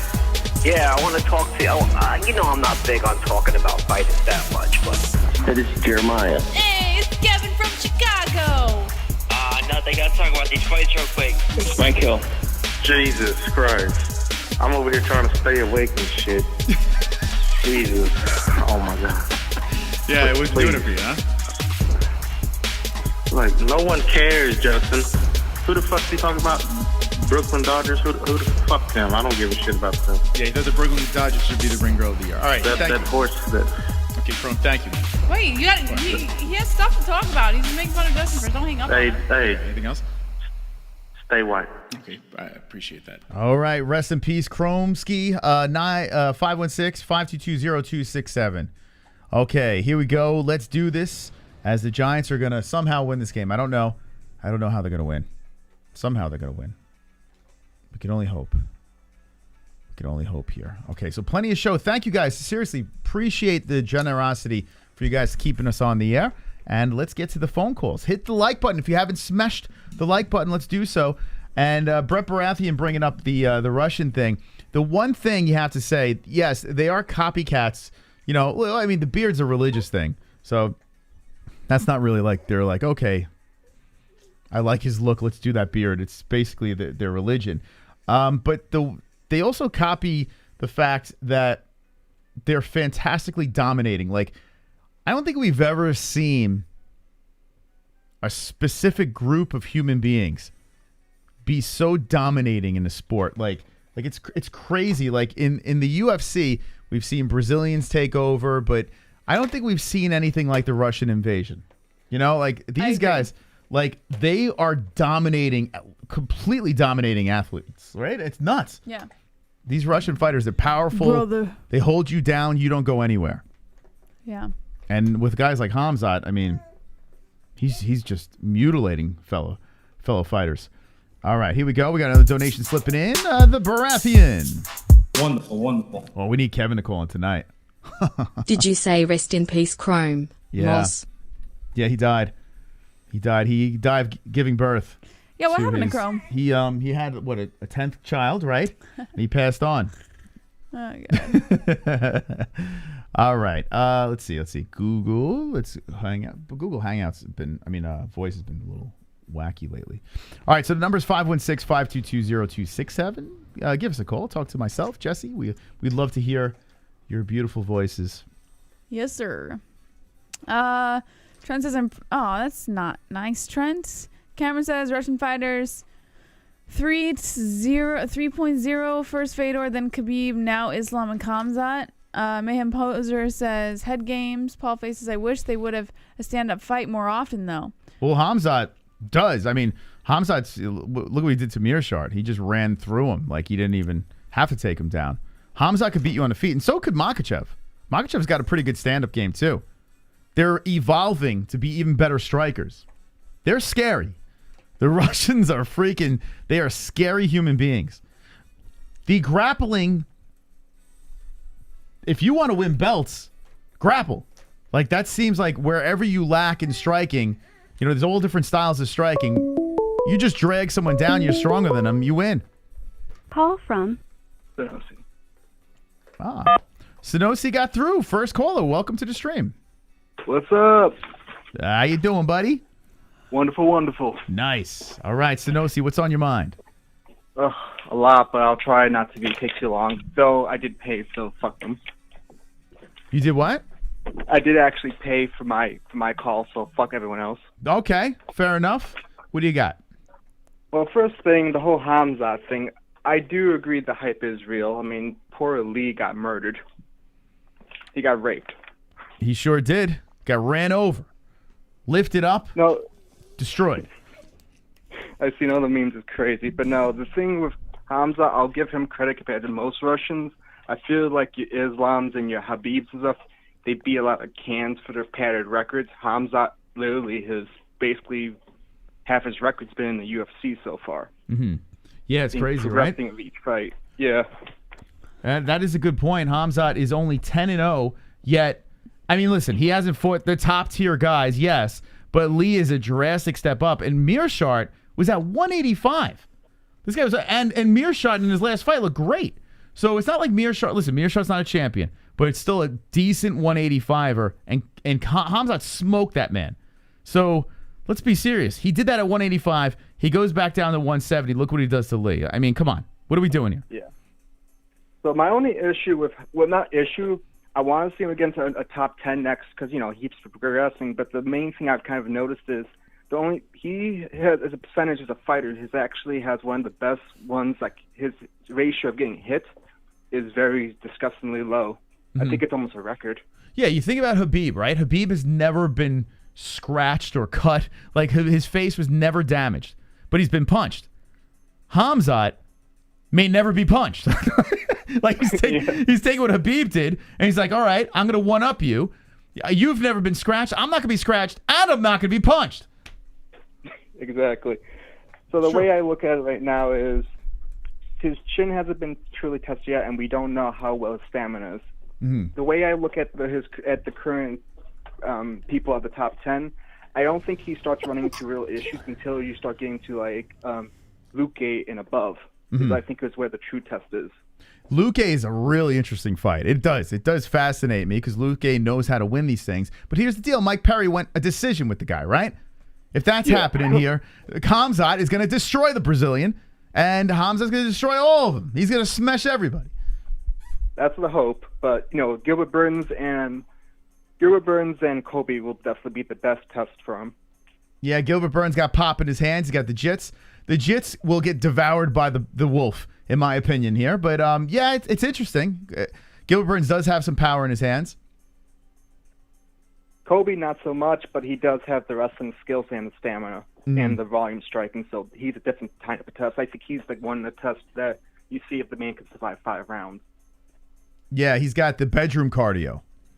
We don't know if Khamzat has bedroom cardio yet. We have to still find that out. Speaking of the whole thing with Colby, though, the biggest test I think will be for the fight next week for those two is if they get into wrestling, because I feel Colby Covington's best thing is when he mixes strikes into his grappling, not just pure striking. Mm-hmm. So if they actually get into it, that's where I want to see where it goes. You heard the whole D1 to D2 thing, which mostly doesn't mean shit if you ask me. Yes. I'm sorry, Sonosi. I actually missed that last point. I'm going to ask you to repeat it. The Giants are fucking killing me, Sonosi. You're a Buffalo Bills fan, though, right? Yes, I am. Damn it, you son of a bitch. Pleased. Yeah, I bet you are. The Giants 3rd and 15, and they threw the ball. Like, where is he throwing this thing? All right, go ahead. Make that point again. I apologize. Did you catch his point? No, it's fine, man. I was it's watching cool. the Giants. No, I'm just saying good. I think if Colby uses his striking with his wrestling, we'll see something a little bit better. But, I mean, Usman has the power. That's good and the size. That's going to be the thing that Colby has to overcome in the whole D1, D2 wrestling thing you always hear about. So I'd like to see that actually tested. The only one I need is Usman. That's the only one I need for Khamzat. Everyone else is going to get smashed. Usman is fascinating. Love it. Giants just fucking lost. I'm sorry, man. I hope you didn't base any money on that. Nope, didn't pay on it. No bets. No, my bookie. I don't even know why I watched that. Okay. Anyway. Let me get to the last points. Go ahead. I'm kind of speedballing through because I do want people to actually get through calls. Okay. The last one's the whole Glover thing. Congrats. Thank you. Appreciate that. Very mystical. But here is the part that I am very curious about. Yeah. With the whole Yuri thing, we've seen him getting grappled before. I mean, he's never fought someone like Glover, so I think grappling is going to be his big edge. Though he has to be careful because not only has he exploded out of Reyes' grappling, he also has that weird movement about him in speed. Mm-hmm. And he does have the power, too. So I think Glover has to be very careful not to get hit. Yeah. And he has to set it up right. Glover's got to land the bomb, take him down, submit him. That's what we got. That's the plan, right? But the problem is Prochazka has that crazy face. I mean, I would have to think that Dominic Reyes hits as hard as Glover Teixeira. I know Glover hits pretty damn hard. I've been yelling at people saying he hits harder than Jan Błachowicz, and these knuckleheads are trying to tell me that Jan Błachowicz is a harder hitter. Jan Błachowicz is so fucking strong, and then he gets fucking smashed into a Polish fucking sausage. It looked like a goddamn Polish sausage on the floor. Anyway, I think Jan has above average power. Yeah. I will say that much. And I mean, Corey Anderson, we never seen knocked out, so that was a high scale thing, and the whole Reyes thing. So when you have those two examples, I feel that elevated people's opinions on his power. I mean, Luke is not really much of a test for someone's chin. Yeah. Those two kind of are. Yes. So we don't know what's going to happen there. As a Glover fan, I am nervous about Prochazka, but I do like Yuri a lot. I really do. So if Yuri were to win that fight, I mean, I wouldn't be upset, but I'm nervous. If Glover beats Yuri, that's fucking wild. To me, that's wild. The only other person I think, I don't even like this idea of this guy is a champion, Rajcic. Yeah, he annoys me. He's the only other one I could see that might become champion in the future, but God, I hope not. Yeah, me too. I really don't want him to be champion. He's kind of a turd. He has a turd personality, that guy. I don't even care about his personality. It's just his fighting style. Yeah, that too. He fights like a turd too. He fucking acts like a turd and fights like a turd. I can't root for that guy. No. Though I would love to see him fight Yuri. I think they're going to set those two up next for the interim if something happens to Glover. Yeah, possibly. And Rajcic did beat Anthony Smith. That's true. But he fights like a turd. Held him down. Anthony Smith is not that much of a measuring pole, if you ask me. Yeah. Yeah, I mean, I'm the worst person to ask about Anthony Smith. I think he's very talented. He's established himself as one of the top guys, especially after he moved up. You know, the guy deserved those title shots. He deserves another run, to be honest. But he's just that guy. Like when it gets to the big dance, I don't see him winning. But we'll see. We'll see who's got the belts by the time Anthony Smith finds himself in that position again. I don't know. Exactly. Yeah. Anything else, man? Nope, that's it. All right, Sonosi. Thank you for the call. 516-522-0267. All right, I can take this hype train thing off as it looks like the people are on the Khamzat train. What are we doing here? I'm just getting something ready to show people because they wanted to know. Oh, okay. Here, put your picture. Call from Pizzle.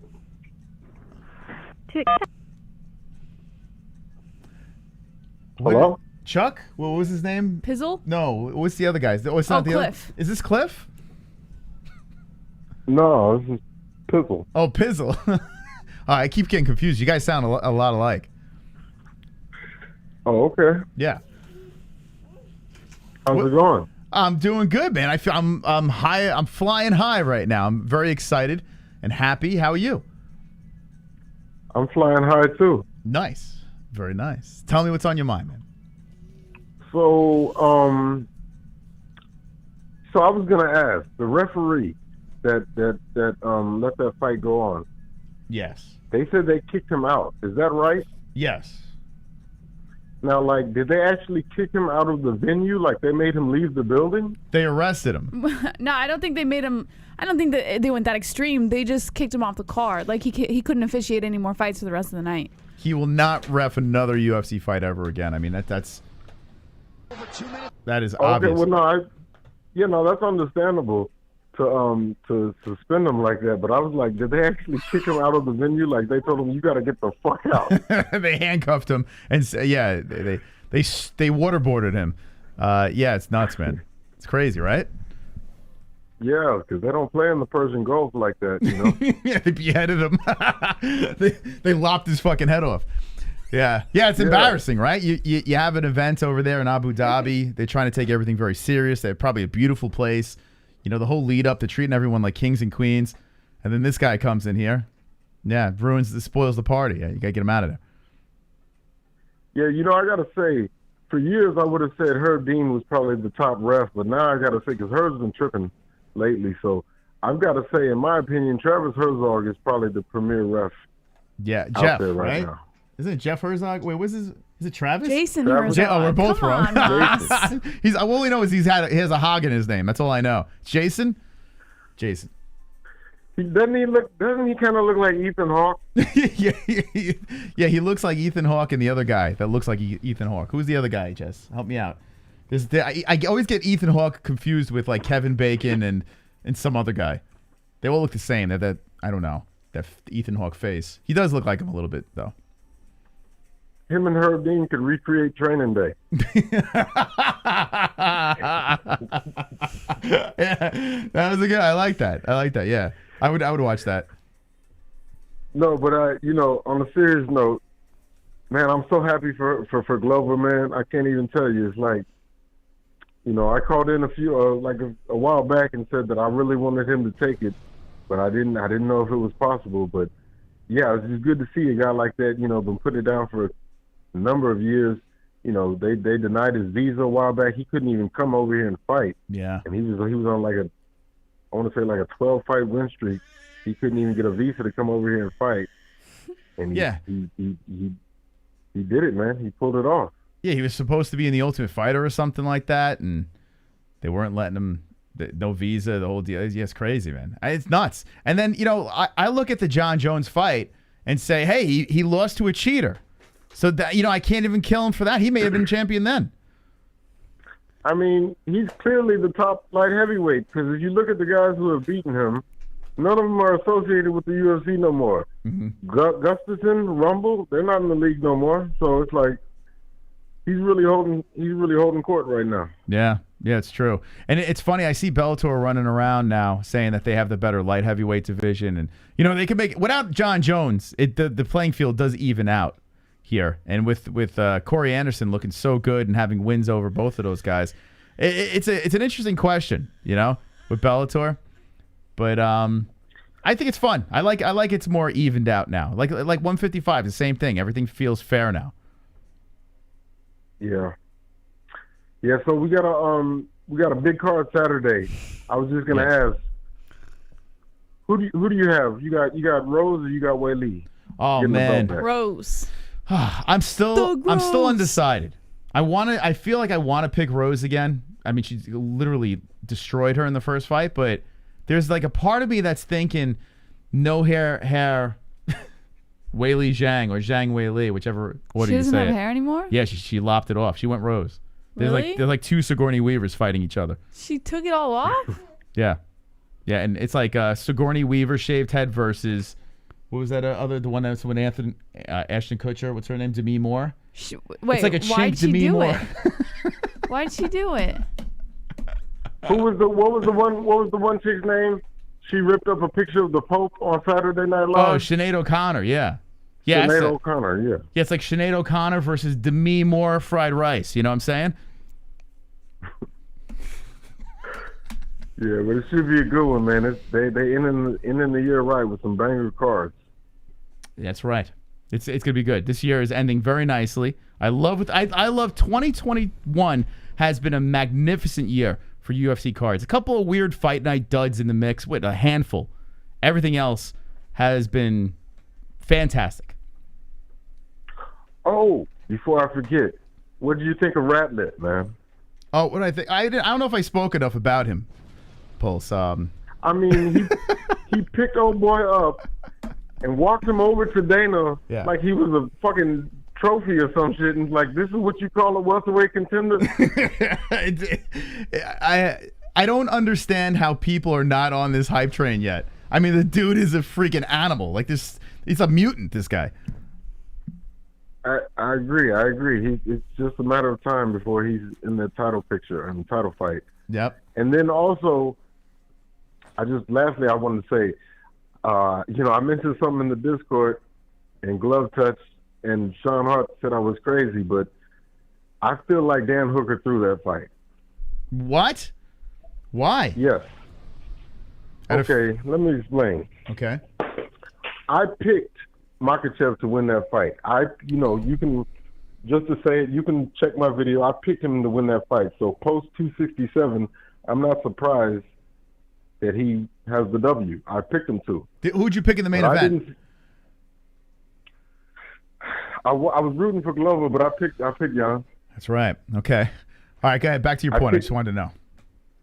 I picked all 3 Jans. There were 3 Jans on this card. There was Petr Yan, Jan Błachowicz, and Jan Diroba. Ah, I see what you did there. Yes. Yeah, I made the Jan Diroba as well. I made that mistake too. I don't know what the hell I was thinking with that one. Go ahead. But so I picked Makhachev to win. But Poirier, I mean, he doesn't lose like that. There was a point in time when he took Poirier. He was tooth and nail with Poirier. He was beating Poirier's ass. Poirier, the same Dustin Poirier, who's some people say he's the best 55er on the planet right now. Mm-hmm. Yeah, I mean, I could see the argument for sure. Yeah.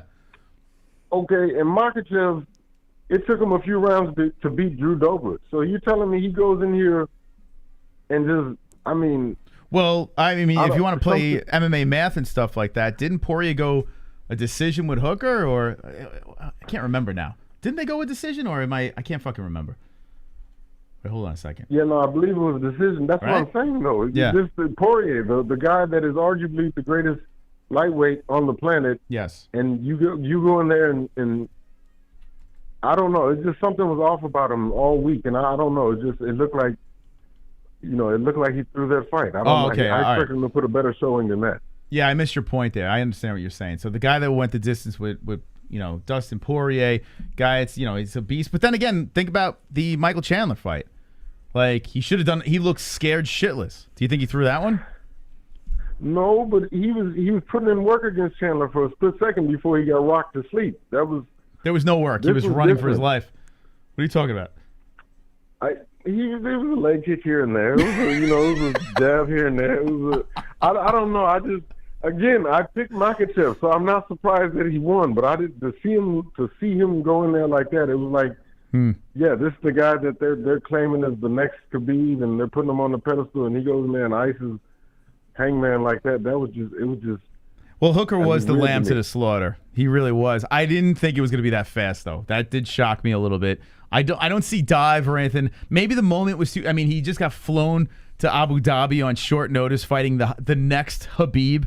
Maybe the moment was too big for Hooker. I think this is the problem with Hooker. You put him on a big stage, he falls every time.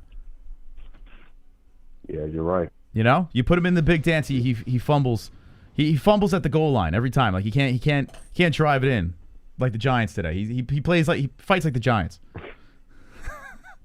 I mean, yeah, no, you're right. He can't win the big one. Okay, so for Makhachev, they say he's next up. You know what I want to see, and then I'll hang up. I want to see him fight in the number. I know Chandler and Gaethje are fighting, but who knows what'll happen there. I want to see this guy Makhachev. I want to see him fight one more test before he gets a title shot. I want to see him fight Dariush. Yeah, what do you say? I had a feeling you were going to say that. I like it. I feel bad for Dariush. Because Dariush should be like in the picture for a title shot, but no one cares about the guy. Everyone's just like, yeah, whatever. Feed him the up and comers. I like it though. I'm into that. I think he smashes Dariush, to be honest. Yeah, probably so. Yeah, I think this guy's really good. He's gonna be a champ. Do you think he's gonna be a champ or no? I don't think he beats either Poirier or DuBronx right now, but sooner rather than later, yeah, he probably will be. Okay. All right, fair enough. All right, Pulse. Thanks for the call, man. All right. Thanks. Laters. 516-522-0267. What do you think? I mean, what do you think about Makhachev, Jess? Yeah, I like Makhachev. I'm on the Makhachev train. I think he's going to be a champ. Yep. Lock it up. Just it's just a matter of time before the belt gets wrapped. I mean, playing with a cheat code and with Khabib in the corner. And now he's got not only Khabib, Hasbulla. Dude's got everyone. Oh, hold on a second. Shit, man. I just realized a second. I'll get to the calls in a second. I apologize. We do have a donation here. Let's play this puppy. Wonderful. A little late to the party. Sorry, Vlad. The beard is for religious purposes, but the hair on the top of their head isn't. Their barbers must make a killing. Number one clip all around? Yes, Brother. Say no more, fam. It's so true, man. Yeah, the beard, they're not copying each other with that. But the haircut, yeah, I don't know. Is there anything within the Muslim religion that says you cannot have anything past a one clip? I don't think so. Any Muslim fans? Any Muslims in the chat or Muslim fans? We have Muslim fans here, Jesse. I saw a couple people asking what Ellie was for Halloween this year, Mom. She was a Muslim. I don't know. We were just talking. Imagine Ellie with the neck beard. She was Khamzat. She was Khamzat Chimaev. 24/7. See, there's any Muslim fans. Where's my Muslim peeps at, man? Where's my Muslim fans? We listen. We have people from all different religions. It doesn't matter. We're a melting pot of human beings here. What are we talking about? What Ellie was for Halloween. Oh yeah, you want to get to that? We'll get back to the calls in a second. Let's show Ellie in Halloween. Show her cute little outfit. Fook religion. Yeah, I mean, I'm not a massive religious person, but... No, do yours. No, I'm doing yours. Nah, do yours. Ellie looks cuter in this one. Nah, she looks cute in the other one. There she is. A devil. She's a little devil. Look at the little devil. Aww. There she is.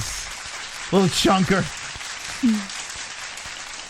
And by the way, look at the shirt. If Lil D's in the chat, there's Lil D's shirt. I think Lil D's from Tejas.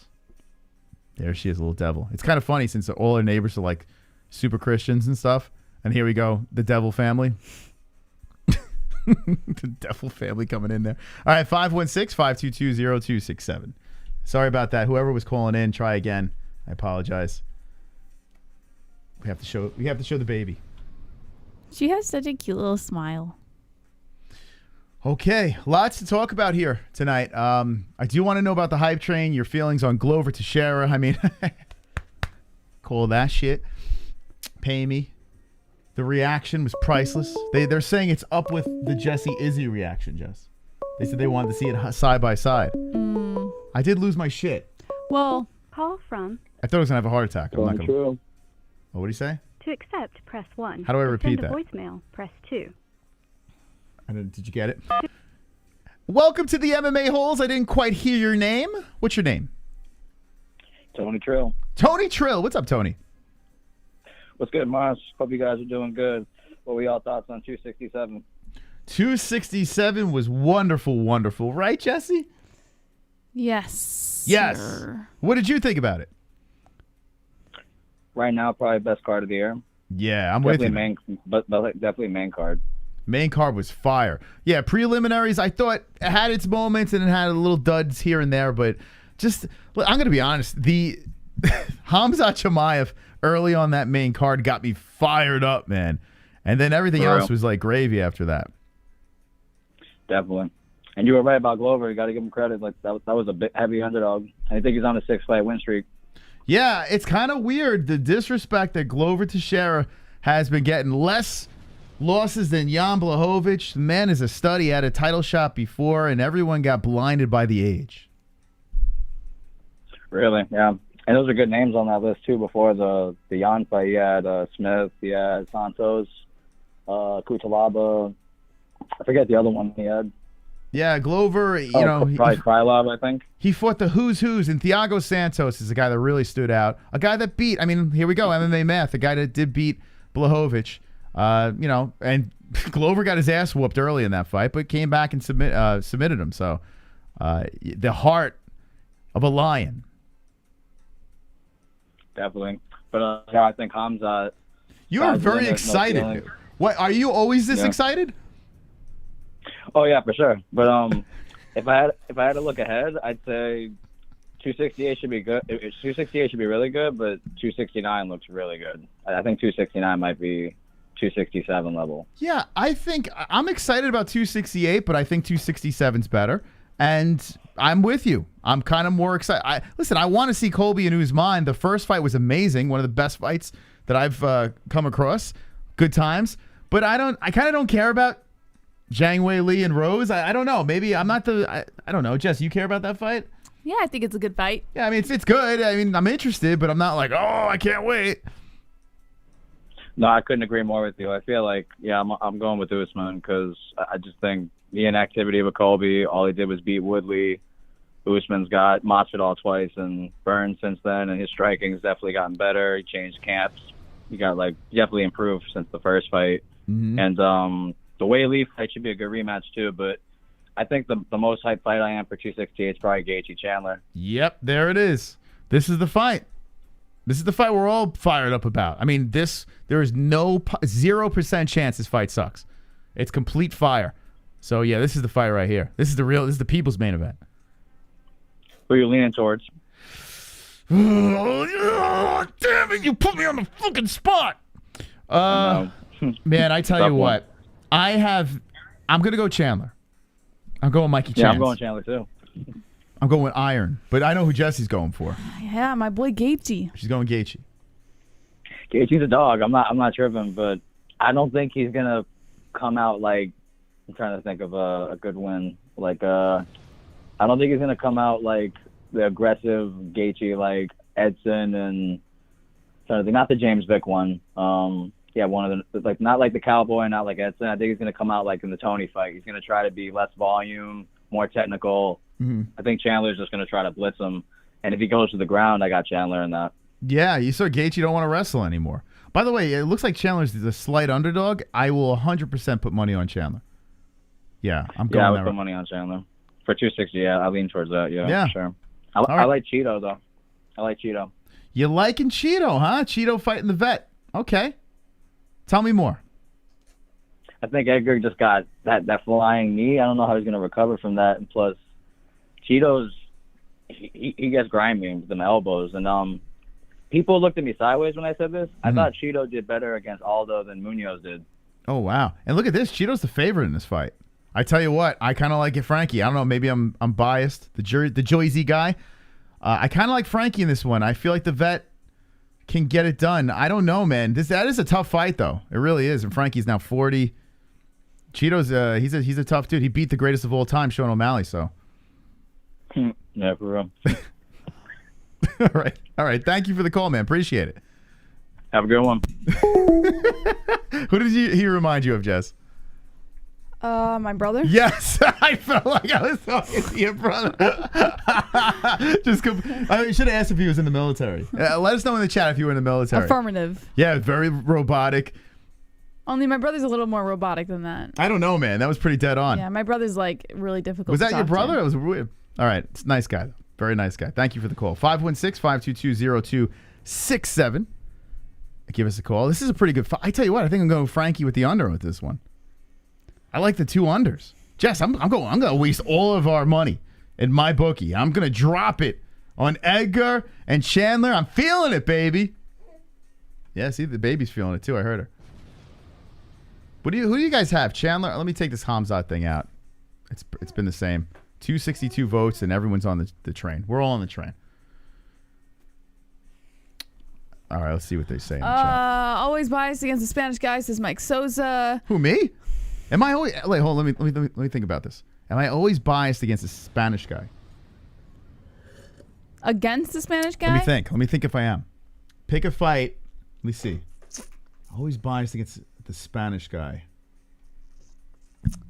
Did you pick Figueiredo or Moreno? Figueiredo. Oh. Well, yeah, but he's Brazilian. Is Brazilian considered Spanish? That's not considered Spanish? It's Portuguese. Well, you have Spain. Spanish is more European. So Brazilian, and then Mexican, right? And then Brazilian. Brazilian's not Spanish. Do you mean Hispanic? What kind of, then you're broadening. What kind of range Spanish are we bit. talking about here, guys? What Spanish are we going here? There's a lot of Spanish. I was gonna say, I'm pretty sure there's no Spanish. Portuguese, not Spanish. Oh my goodness. Hispanic. Guys. Hispanic. Okay. All right. Who's this Hispanic guy that I go against? All right. Wait. I love Mexican fighters though. I love the Mexicans. I'm always picking Mexican fighters. So that's false. I always find myself picking Gastelum. I'm trying to think of who else. What other Spanish guys am I against? Stop calling them Spanish. Well, I could call them worse things. things. They're not Spanish. They're Hispanic. Spaniards. Latino. Yeah, I think that's kind of a full statement. I'm trying to think of what nationality I'm really against in fights. Who do I always go against? The Russian? No, I always pick Russian. I do like the Russians. How do you go against Russians these days? I mean, they're destroying everybody. I'm trying to think who. I don't go against really Brazilians too. I like the Brazilians. I think I go against the Americans. Just America. I like the outside fighters.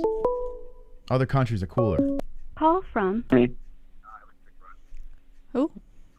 Fart, welcome to the MMA-Holes Live. What's going on? Hey, how you doing? I'm doing good. I'm just giving my picks here. What? Oh, this is Manny C. How you doing? I was going to hang up on you, but this is Manny C. How you doing, Manny? I could tell that cracking voice from a mile away. How you doing? The beautiful voice. You always sound like you got something in your throat. What's going on? It's probably just COVID. Maybe. You got COVID? You got the Rona? Well, no, I went to a Halloween party and someone just let me know that they had COVID. Well, that's nice. So, what did you go as? What costume did you wear? I just had an M&M T-shirt. That's it. Ah, like the candy or the wrapper? The candy. Ah, nice. An M&M T-shirt. Yeah. What flavor? The blue one. The blue shell. Okay. What's going on? Not much. Just the picks here. Let's see. So, you notice, by the way, do you notice Kevin from Chicago nowhere to be found? Not in the chat, not on the calls, hiding with Jan Błachowicz somewhere under a rock. Sorry, Manny, go ahead. Like anyone misses that guy. But anyway. Nowhere to be found. Man, I mean, when Manny C doesn't like you, I don't know who likes you. So that's all I gotta say. Yes. So I got that Frankie Edgar Vera fight. Man, it could go either way, but I'm gonna say an upset decision, Frankie Edgar. Yeah, I don't mind him either. Yeah, I think he's won one fight out of his last 4. I feel like the answer is gonna have the answer to Cheeto. It's gonna be a war. It's gonna be a 3-round war. Yeah, even though he's looked not like Frankie at all. Obviously, the guy's past his prime. He should be retired, but, he's making some cash. One of my favorite fighters right now is Shane Burgos. Okay. I don't know about Billy, but I got to go with Shane. So Billy Quarantillo is, I think he was on The Ultimate Fighter, if I'm not mistaken, but he is like a Twitter superstar right now. He is hanging out on MMA Twitter and just... I don't know. It's bizarre, man. Like Booger Beard and all these guys. Like it's really weird seeing it. I guess he's doing like with the Izzy thing to the next level. So he's like a Twitter star too. Does he like to have shootouts or what? What do you mean shootouts? Like the I'm Wild talking West? about is he a brawler? Oh yeah. No, he's a stud, man. I like watching this kid fight. Yeah, this is a perfect fight for Shane Burgos. Hopefully he has another highlight knockout. Oh, wow, yeah. Burgos coming off of 2 losses here. Wow. He's a pretty big favorite. Yeah. Lost to Barboza, Josh Emmett. Amirkhani beat Cub Swanson. Yeah, I mean, those are pretty notable guys. Yeah, who did Quarantillo actually beat? There's really not anyone that stands out. Well, he beat Spike Carlisle. Yeah, this is a good scrap. This scrap is really good. That changes my mind. He beat Spike Carlisle. Spiky boy. I think he's in Cage Warriors now. But anyway, like anyone cares. Gaethje and Michael Chandler, man, this is like a toss-up, man. But I'm going to say Michael Chandler's going to win it either very late in the 4th round or it goes decision to Chandler. But edges it, man. This is the dream fight, obviously. Yes. Rose wins. Rematches always pretty much go to the head case. Yeah, to the head case, no hair. Okay. And Usman beats Colby. Usman beats Colby. Okay. Oh yeah, it's gonna be rematches are always the guy that won the first one always wins and more decisively 90% of the time. Okay, there you go. I like it. Okay. And last but not least, the prelim, just 2 really quick. Ally and Quinta versus Bobby Green. Go to the decision. Ally and Quinta is going to win. And then Edmund is going to lose again and get cut. Oh, my God. I didn't even see. You know what? So this card, though, I tell you what, this card is still more balanced than last week. I mean, the main card of last week was complete fire, but this card throughout the 14 fights, pretty balanced. I mean, yeah, you got Shabazi in the 6th fight in, and that kid was like the second coming. Like everyone was so high on him. And then he got Blon Brunson, right? And he got Jack Hermanson. Ouch, you think he gets cut? Yeah. I mean, what is he? He hasn't won a freaking round. Yeah, but you know what? He's got Ronda Rousey yapping for him, so I think Rousey will keep him. And he's young too, right? Is he? Well, he's only 23. Jeez, he's only 23 years old. You think he gets like Sage What, the North? cops driving by? Or is that your soundboard? That's the baby. The baby's getting arrested right now in the background. He's getting locked up. Yeah, dude, this is a hell of a card. I mean, Violante is fighting in the prelim. Gian, yeah. I mean, I'm starved for a Gian Vellante fight. I mean, oh my God, he's fighting Chris Barnett. Oh my God, what a sloppy mess of a fight. Oh God, it's gonna be hilarious. I can't wait for that one. Dude, they're gonna be gassed out at the end of the first round, just throwing like. It's gonna be Kimbo versus Dada too. Yeah, this is sloppy as fuck. Jess, you remember this guy Chris Barnett? You remember him? Garlic knot versus sweat drop. Yeah, they both the stinkiest fight. By the way, Gian Vellante stunk of garlic when I met him. Like reeked like a vampire would just drop dead if it walked by him. That was just sweat. Yeah, that's how this dude. I don't know what he was eating beforehand, but I almost passed out when I was talking to him. But yeah, Chris Barnett. Oh my God, this fight's a mess. Dude, I fucking grappled someone one time that probably just ate bratwurst right as he was grappling. Mm-hmm. I had him in guard. Fucking, it was disgusting. Anyway. Yeah. Listen, I love garlic. Jordan Williams is fighting. What's that? Jordan Williams. That guy's always good to watch. Yeah, he's fighting Ian Gary. I haven't really looked at the card much, but now I'm like, oh yeah, Ian Gary. Holy shit, that's the hype train. Dude, man, this card is the best card of the year to date. You know what? Yeah. Top to bottom. Yeah, if you're looking top to bottom. Yeah, the 267 best main card of the year. Now, you know, especially after watching it, but this card, my God, this Ian Gary guy, a lot of people don't know about him. He's like the next coming. Like he's the guy. Where's the welterweight? Oh shit! Imagine this kid versus Khamzat. Oh my God, dude, that's nuts. I forgot about this kid. He's making his debut. Yeah, and Jordan Williams is no punk. That guy has great hands, and he trains out of in Northern California, the gym that he goes to. Everybody calls it the Beast Factory. Mm-hmm. They got sick jiu-jitsu up there, so that guy's for real. Interesting. I mean, he's a really good level, but. It's going to be interesting seeing him against that guy, Ian Gary. You sure it's not Eric Anders? I don't know. The guy looks just like Eric Anders here. Is this his double ganger? Or what do they call that, Jesse? It does look like Eric Anders. Yeah, what's going on here with that weird hairdo? Okay. Yeah, this is a good card, though. Like it. Awesome card. All right, I'll let another caller go through. Thanks for taking my card. Enjoy the fights. Okay. You enjoy it, too. Moss, from now on, calls should be like 2 seconds long. Well, we got a lot of time to kill. So, let him go. Super chat. Mike Perry fan. Greg Hardy gets me. Fist. Girl. What the fuck? You know what? So, I haven't dabbled into this card much because I really want to talk about 267. A lot of cool stories that came out of that card. Rush and Explosion. Glover Teixeira. Feel-good story of the year. But UFC 268, which I'm like, whatever. It peaks at Gaethje versus Chandler. I feel like it dips Rose versus Zhang. Maybe I'm being hard. I like Zhang a lot. I was never a big Rose fan. I want to see it because the second fight ended so quickly.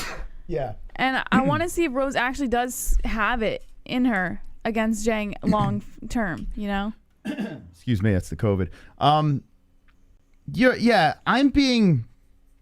wrong about this co-main event. I should be more open to it. And let me explain to the people. I'll open up the phone lines in a second. I was in the building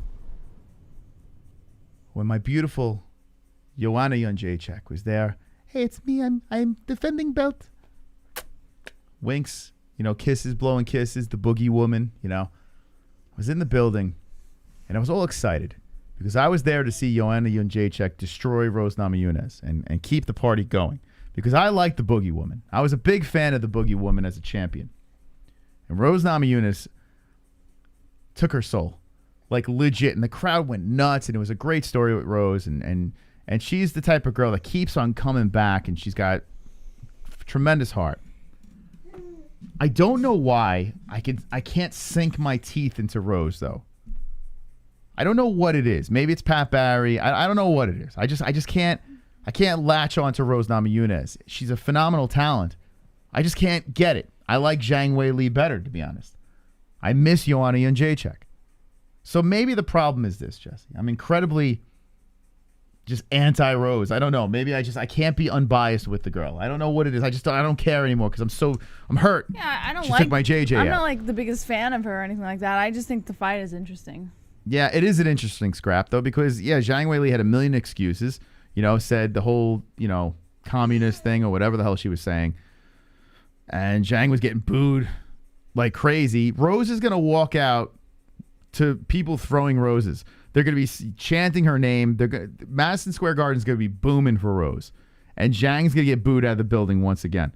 It's so funny that they put this rematch together, and she's just going to get lit up before the fight gets started. So I'm curious to see if Zhang could absorb the boos and show a tougher side. But why don't I like Pat Barry? I don't know. He's kind of a meathead weirdo. Maybe he reminds you of you. Me?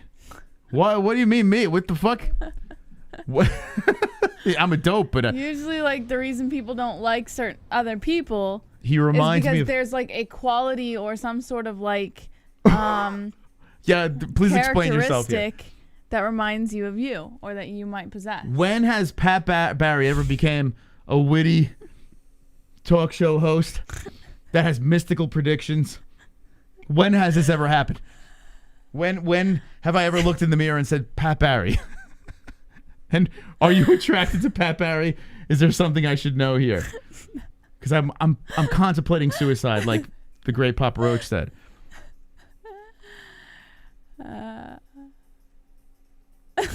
Pat Moss. Moss Barry. Chris Barry. Oh my God. I want to vomit right now. I think I might kill myself. I don't know what it is. I don't know what it is at Rose. I can't put my finger on it. Maybe it's, you know what? Maybe it's this. Maybe it's she does these fucking live streams and you see the boogers in her nostrils. Like pick the boogers out before you do the live stream. She does live streams. Yeah. She does these live streams where she's chewing on some fucking meal and she's just chomping like a fucking cow grazing on grass. She does these fucking streams where she does prayer streams.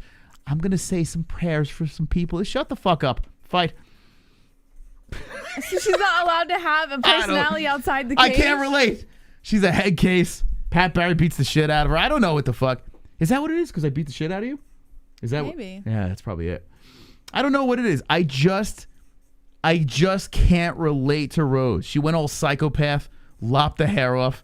Like, I liked Hair Rose in the Ultimate Fighter. I actually liked her in the Ultimate Fighter. I thought she was attractive in the Ultimate Fighter. Lopped the hair off, got all weirdo, and I was like, yeah, I don't know. There's a lot of things that I'm not, I can't jump on the Rose train. What I can say is Rose is fantastic. She's a bit feral.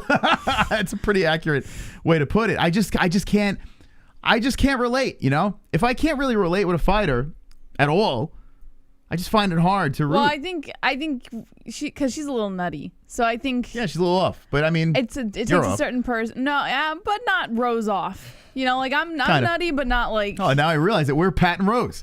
We're literally Pat and Rose. He's a lot older too, right? What the fuck? I'm the bearded Pat Barry, and you're the psychopath co-host Rose Namajunas. So no wonder you say we're alike. You're younger than me. You're a psychopath. I beat you. Yeah. Let's take some phone calls before I vomit all over this microphone. 516-522-0267. Sorry, I don't know. We went on a tangent there. It's all Manny C's fault. Never taking his calls ever again. Anyway, we want to get some more thoughts on UFC 267. Hasbulla. See the explosion has a delay. I don't know what's going on. By the way, I like this thumbnail. Good job, Chris. Here we go. Call from Brandon. Brandon, welcome to the MMA Holes. What's going on, my friend? Hey, I want to talk about this weekend's card, man. Listen, Yes. everybody in the chat and everybody who's called in so far, everybody's like, I'm 50-50 on Gaethje and Chandler. Save your money and don't bet on Chandler. This is going to be a shellacking. Gaethje's going to kill him. My God. Hey, it's possible. We've seen, Chandler get run over. It's happened. Okay, so what do you think? What's going to go down here? You kidding me? Mike Chandler is one of the most overrated fighters on the roster. Know how many times he's got his bell rung? He's going up against a killer, a powerhouse in Gaethje. Mike Chandler got knocked out by Will Brooks. Half the people listening don't even know who Will Brooks is. Okay? Well, he just won his last fight, Will Brooks, and he wants in on the UFC again. Good luck to him, bro. But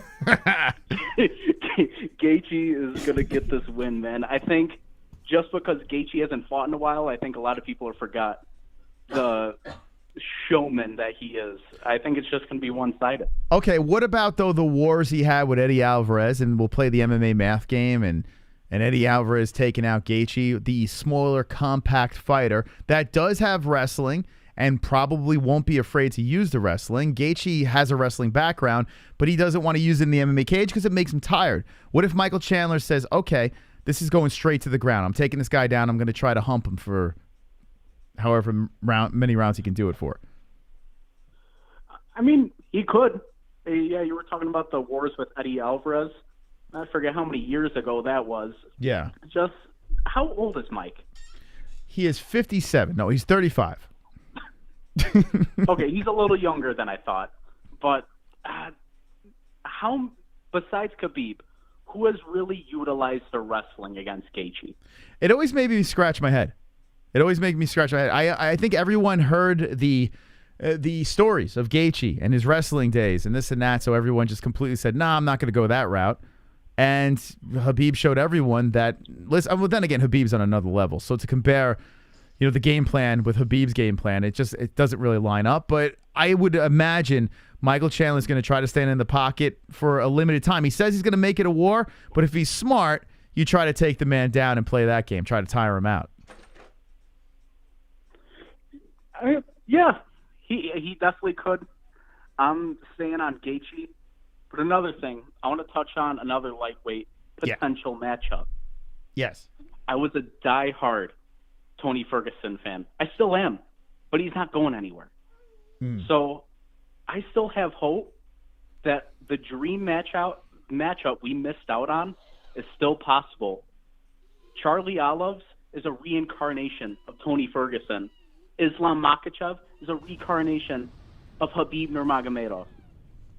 I think we could have that dream matchup, but better, with Islam and Charlie Olives. No matter what happens with the Poirier-Charles fight, win or lose, I think Charles and Islam need to fight. Yeah, it feels inevitable. Dustin Poirier is the monkey wrench, because I have a feeling Dustin Poirier may beat Oliveira. It's kind of crazy how Oliveira's looks really good, but I don't know. I feel like Dustin's on that, he's on that crash course for the belt. Yeah, that one. I think I'm torn between those. I like both of them. Mm-hmm. A lot of people underrate Charlie Olive's stand-up game. Yeah, he's gotten a lot better for sure. But I mean, he got popped by that bum Chandler, so his chin's weak too. Poirier could swoop in and get him. That's true. Now, your name is Brody, correct? Brandon. Oh, Brandon. I'm sorry. And Brandon, it's not Brody. Brody, we're thinking. No, someone in the chat said this sounds like a fixed Brody, but he made the same mistake. So his name is Brandon, so it's not a fixed Brody. I don't know if you're familiar with toddler voice Brody. I was just going to say, do I have a lisp? No, you don't. You actually sound normal. Okay. Although if you do have a lisp, we will pull it out of you and we will use it as content. Do you have a lisp? I hope I don't. I can't really hear myself. Okay, you sound normal. Okay. That's why I'm going to have to cut this off short. We got to get the impaired people to get in. You know what I'm saying? Yeah, for sure. All right. You guys have a good one. Thank you for the call. Appreciate it, man.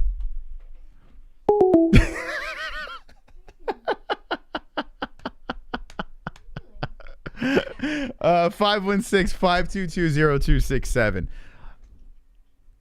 Makhachev versus Oliveira is a great fight. I hope it does happen. I hope it does. Call from Benny Blanco from the Bronx. Okay, here we go. This is more like it. Now this is more like it. Drunk Savage, let's go. Yo, yo. How you doing, buddy? So, gotta say congrats to Glover. That poor bastard. I know you were going hard in the paint for Jan Błachowicz, but my goodness, Drunk, has he failed you? He had a bad night. It fucking happens. No, we don't know what kind of camp he had. But whatever, he lost. Yes. Happened. But now jury's gonna come in, take that fucking belt off the old man. Okay. All right. Possible. Very possible. Yuri Prochazka is very good. Yep. Definitely. I don't know. You think he's going to take him down, but I don't know, man. I think it's going to stay standing. You know, Jury's like very intimidating fellow. I think he's going to fucking rush him and shit. You know what it is? All that fucking craziness. I think Glover, I'm not saying Glover's going to win right yet. I still got to let it marinate. I still got to enjoy my successful pick. But I feel that Glover's been in there with the best. He's been in there with John Jones. You know, if you can hang with John fucking Jones and you know, all the best guys at this weight class, I don't think Yuri's going to really scare him right yet. I think Glover Teixeira will have a good game plan. I don't know if it's going to be a win, but I think it's going to be fun. I really do. Did he go the distance with Glover and Jones, or didn't he finish him? I forget. Distance. Yeah, he went. Yeah, he went the distance. I do remember Jones kind of dominating him in that fight. Yeah, as the fight progressed too, it got kind of fugly towards the fifth round. Like Glover just looked like just a battered man, but he lasted. He did last, and that's one thing about Glover, man. He could take a beating. It's he's gonna have brain damage by the time he retires. Oh, aren't they all? What does that mean? They're all gonna have brain damage. All right. Okay. Yeah, pretty much. I mean, shit. What are you sipping on tonight? What do we got? What's on the menu? Whiskey. Whiskey. You know what I had last night during Halloween, and it's kind of wild. My heartburn is still there, but it's not terrible. Yeah, it was weird how you handled it. Yeah, I don't know. I think the whiskey saved me. It was weird. Usually, like, I would have expected you to have like a heartburn attack. Yeah, I even had chili too. But anyway, we dabbled, and I'm not a bourbon guy, but we had Maker's Mark, and I enjoyed it. I actually thoroughly enjoyed. Maybe it's because I haven't really drank much alcohol lately. What are your thoughts on Maker's Mark? It's a fine alcohol. It's not bad, right? Not very, not very, my favorite, but it's good. Yeah, it went down smooth, and I'm drinking. I'm like, this is a. I mean, it's not the most expensive bourbon out there, but it was all right. It did the job. It was enjoyable, and I had no problem sipping on. And the neighbors thought I was crazy. I'm like pouring them glasses. Like, where's the Coke? Where's the ice? I'm like, where's your fucking balls? You know, drink that shit neat. Well, one of the neighbors, she was cool. She was all over it. She wanted it. Oh, she wanted it, all right. Oh, she wanted it. Oh, she wanted that Maker's Mark. But yeah, it wasn't bad. Anyway, I don't know. We're getting sidetracked here, but I feel like you're the professional when it comes to this, so I wanted to pick your brain. You ever have a Chivas Regal? I think I did. What is it called? I always fuck up the name. It's like I want to call it Chivas Chivas. Regal. How do you say it? Chivas Regal. Chivish. Chivas. I think I have. I just don't remember. It's a Scotch. Yeah, I think I have. I'm pretty sure, but I can't. It's can't pretty recall good. Check it out. It's good. Yeah, I do prefer Scotch over them all, but bourbon, I'm not. I was never a big fan, and then I drank this, and I'm like, holy shit! I don't hate it. It kind of was Drunk. weird. You would have fun on Thanksgiving with us over here because You gonna invite 'em I'm over? making sure everyone's getting nice and toasty this year. I got drinks galore in my kitchen. Yeah, let's get loaded. Shit. Let's go. We'll have to make the trip. Let's do it. The only thing is, Jess is gonna give you a COVID test on the way in. Yeah, I'm testing everyone who enters the home. That's actually not a joke. I legit have like boxes of COVID tests You have to walk ready through. to go. Well, I got the backs and whiskey, so I'm fine. Yeah, whiskey works. That's good. It's proven medically. All right, what do we got here? What else we got on your mind? So fucking, god damn it. Oh yeah, Islam. Yes. I kind of want him to fight either Tony Ferguson or McGregor next, and I want either one of them to beat him, because either one of those guys, if they beat him, they're going to talk some mad shit, and they're going to bring Khabib out of retirement. I tell you what. Oh, my God. That would be something. Have you seen muscular McGregor, Jesse? Have you seen the man hitting the pads? I have, Moss. This man he's vascular, and he is ready to kill. And if he destroys Makhachev, here's my prediction, though. I don't foresee Makhachev lining up with McGregor because it just seems like a recipe for disaster for the Irishman. So I don't see it, but it would be some story. It really would. Oh, definitely, especially coming off the fucking injury. Yeah. If he beats fucking Khabib's boy, oh shit, dude, the amount of shit he would talk on Twitter. Yeah, picture this. He smokes Makhachev in the first round. Makhachev down. The neck beard's on the mat. And then he points very slowly over to the corner to Hasbulla. And then he looks over to Khabib and points to him. And then just flips the bird. And then gets on the mic and, says something stupid. I mean, let's go. Where do I sign up for this? I can see Hasbulla talking a bunch of shit to McGregor, then McGregor pulling a fucking Khabib, jumping over the cage. Hasbulla jumps in, tries to attack McGregor. McGregor punts him. All melee happens here. Khabib catches him like Odell Beckham Jr., grabs the Hasbulla one-handed. It'd be crazy, man. The crowd goes crazy. Everyone goes nuts. Khabib rips his beard off and starts beating people over the head with his beard. Right? That's what we need to see. I know. Khamzat. Now, don't get me wrong, I fucking like the guy, but I'm not ready to suck his dick quite yet. You should you're suck. Fucking doing. You should suck the man's dick. Listen, and the reason why is because I predict things 5 fights ahead of the time here. Listen to me. Khamzat Chimaev, guaranteed lock, and I have been the Usman guy from the Ultimate Fighter, never strayed, but I am picking Khamzat. I am breaking my rule and picking Khamzat over Usman. That's how crazy I am. That's how much dick I'm sucking right now. You know how I feel about Marty, but I don't know about that one just quite yet. I mean, come on. Usman, he's got the wrestling, he's got the power, he's got the fucking strength, and he seems to be getting better every fight, so we'll have to wait and see. This is even another reason why I'm picking Khamzat. You are solidifying it because you have picked against Usman constantly. Constantly against Usman. Now you're picking Usman. Usman's going to lose. No, I didn't say that.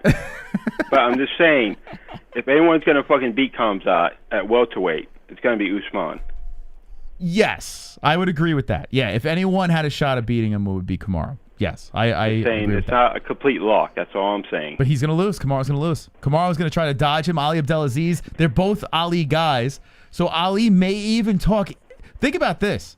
Ali might even talk Kamaru into actually finally moving up to fight Izzy. He said he wouldn't do it, but this way he doesn't have to fight, two Ali Abdelaziz guys have to fight. Khamzat has a chance to win the belt, He might fight. I don't see him moving up unless he loses the belt. I think Kamaru's going to run from Khamzat. I think he's going to run from the train. Nah. Guys fighting guys like Masvidal. I think Khamzat loses at middleweight. I think at welterweight he'll stay there. He'll steamroll over pretty much everyone. But at middleweight, I don't know. Brunson or Vettori might be trouble for him.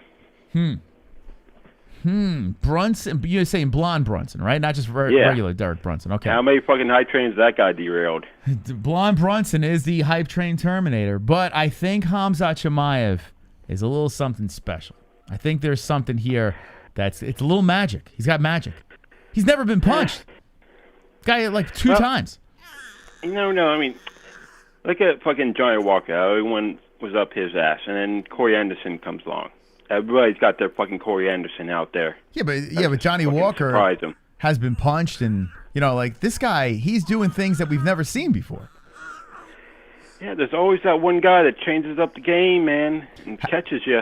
Listen, and we don't know how Khamzat will react when he gets fucking clocked in the face real good. No, I like this. I enjoy this because honestly, I see this clear as day that this hype train is real. And I don't jump on all the hype trains. Like I said, the last one I really got on board with was Conor. Everything else I've been skeptical. I'm like, I don't know. And most of the time I'm right. I was wrong with Izzy. I will take that one on the chin. Izzy proved me wrong. But in this situation, nope. This guy's real. I'm telling you. The wolf is real. Well, I hope so. He is a fun fighter, but like I said, I'm just not ready to fucking suck his dick yet. Well, listen, get ready. Loosen that jaw up because you're going to be sucking that dick in the near future. You may not suck it now, but you're going to be turning gay. You're going to be into bestiality because Khamzat's going to be balls to your chin very soon. You know why all those Russians have the chin beard and no mustache? Why is that? Looking for love in all the wrong places. Whoa. Wonderful. Nice. All right. Anything else? Yeah, one last thing. Well, two last things. That picture, goddamn, Ellie is looking more and more like you every day. Ellie? Yeah, the fatter Yeah. she gets, the more she looks like me. It's true. Yeah, it's true. No, I mean, I think there's a hybrid. There's a little bit of a hybrid there. I see some mommy features as well. Yeah, there's a little bit of Jessie, but seriously, she has more your features, I feel. See, I cover my face with beard, so no one will ever know the truth. Like, if I shave my beard, you know. Oh, we've it's a seen whole different pictures, Moss. We know what you look like without the beard. It's true. That is true. But there's a little baby devil. She's on the screen. She had a great Halloween. Yes. All right, John. Nice. Yes. Okay. Yeah, one last thing. Tell me if you've heard this one before. Okay. What do chicks say to guys with big dicks? I would never know. Exactly. I knew you wouldn't. What do they say? You didn't get the joke. I know. I beat you to it. All right, anything else? Trying to say you had a small dick. I know. I beat you to the punchline. Anything else? No, that's about it. Thank you, John. Later, Slap Nuts. All right. There we go. I mean, listen. How would I know? I wouldn't know. We watched, what's it called? What's that movie called? Hall Pass again. I saw it years ago, but we watched that again at the scene with the guy with the big black dick. And and then he looks at the other guy and he goes switch places and the white guy's got the little tiny dick. Irish guy. I related with that guy. 516-522-0267. Call us up. Little Dick Crew in the chat. Where we at? Represent. I'll be your leader. I am not afraid. I am not fearful of large cocks. I would think a large penis would be incredibly uncomfortable. Like, could you imagine walking around with a tail in front? The fuck you gonna, like, it sounds like a nuisance. You know? Maybe you might pleasure a couple of ladies, but it's just like this slapping against your legs and shit. Wait. Call from NH. To accept, press 1. To send a voicemail, press 2. NH, what do you think about big dicks? Big dicks. I like big dicks. Yeah. What is a good size? What would be a good size penis for you? Like, what do you say is the perfect size? Perfect size. I would say a 10. Yeah. Wow. 12. Wow. My God, Ann. You're a feisty lady. Okay. Now that we got that out of the way. Real quick, before you guys get too far into the conversation, I have to go get her ready for bed. So I will see you guys later. And love you, Ann. And yeah, see you guys tomorrow. All right. Yeah, we gotta get the baby. We gotta get the baby out of the room. We can't be talking about this stuff. Earmuffs. Okay, so Earmuffs. 10 inches. Okay, I'll never be able to satisfy you, Ann. Oh, I'm very disappointed. All right, what do we got? What's on the mind? Yeah, I like the fight card. That was a great fight card. I was very tired, though. It was so freaking early in the morning. Yeah, early card. I think I dozed off during the end of that fight. Just a little bit, but woke up for the end of it. I dozed off, I think, 1 or 2 hours. Which fight? The Jan fight. I missed it, Petr Yan. I mean, oh, okay. I missed it. I sort of fall asleep in this part of it. I'm like, damn. Yeah, it was a good fight. So bad. Good scrap. Yeah. But Yan won. You know, we move on. Yeah. He won. Yeah, that was a good fight, though. I thought the last 2 rounds. Well, you saw the best of Petr Yan. Yeah, he looked great as the fight progressed, for sure. Guy's good, man. He's a solid bantamweight. Really, really tough dude. Yeah, that's definitely. Yeah, and I should have not picked Hooker, but I just love Hooker. known him for a long time. He's on this team I've been with on Twitter forever, so follows me and everything. He's just a good guy. Sometimes you got to ride or die, right? You got to ride or die when you fight him. No, I like him. I mean, I thought he had a chance, just maybe a slight chance, because not really prepared for him and so on. But the guy can fight. He can fight, but he took it out last notice, and no, definitely did not throw the fight. Yeah, he's turning into like the modern day cowboy, where he's like he'll take fights on short notice. He's always game. But I'm hoping. Oh, what am I saying? I was gonna say I'm hoping that he does. He has a problem with the big dance for some reason. Like every time he's kind of like knocking on the door or he's got big opportunities, it just seems like it never really works out for the guy, and it's a shame because he's a skilled athlete. Yeah. Hopefully we can turn that around. But if he doesn't, hey, he's still a good fighter. I did like his remarks. He put a GIF out of like him collecting money or something like that after the loss and stuff. So he had a little fun with it. So he's got the good personality for it. Yeah, he is. He's a nice guy. He's pretty funny. He's good. I felt so bad. I'm like, not fast. Oh yeah. my God. He got smoked. It's crazy, man. I felt so bad. I mean, it's like those Russians. It's like you said, they're taking over. I mean, geez. It's like the different Bellator from seeing them, in there too, from there. And I go, man, those guys don't. But like you said, they're just, I think they're gonna take over. The UFC. Oh, it's without a doubt, man. Yeah, it's the invasion is here. The funniest part about the Hooker loss was after he loses. Like, I mean, it was embarrassing. Like he got taken out swiftly and quickly. It was just like, oh my God, what the hell just happened there? And then Khabib has that little puppet. He had Hasbulla in his hand, this little freak show of a creature, and he's going over to Hooker.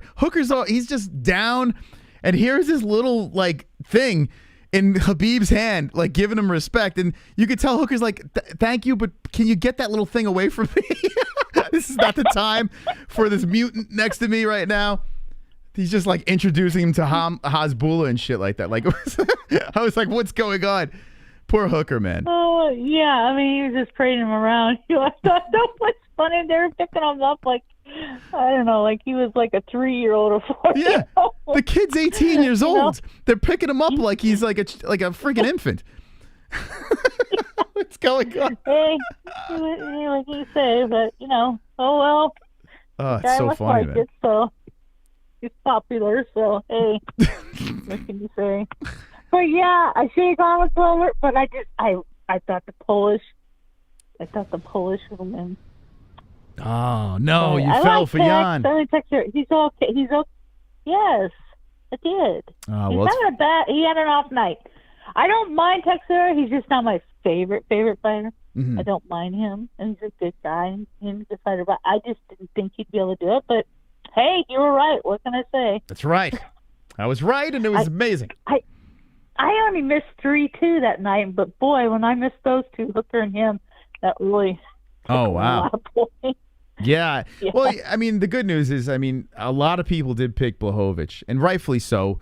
He should have won that fight, right? Like you would think if you just look at it, you'd like he should win. But I don't know. I think there was a lot of things that came into play.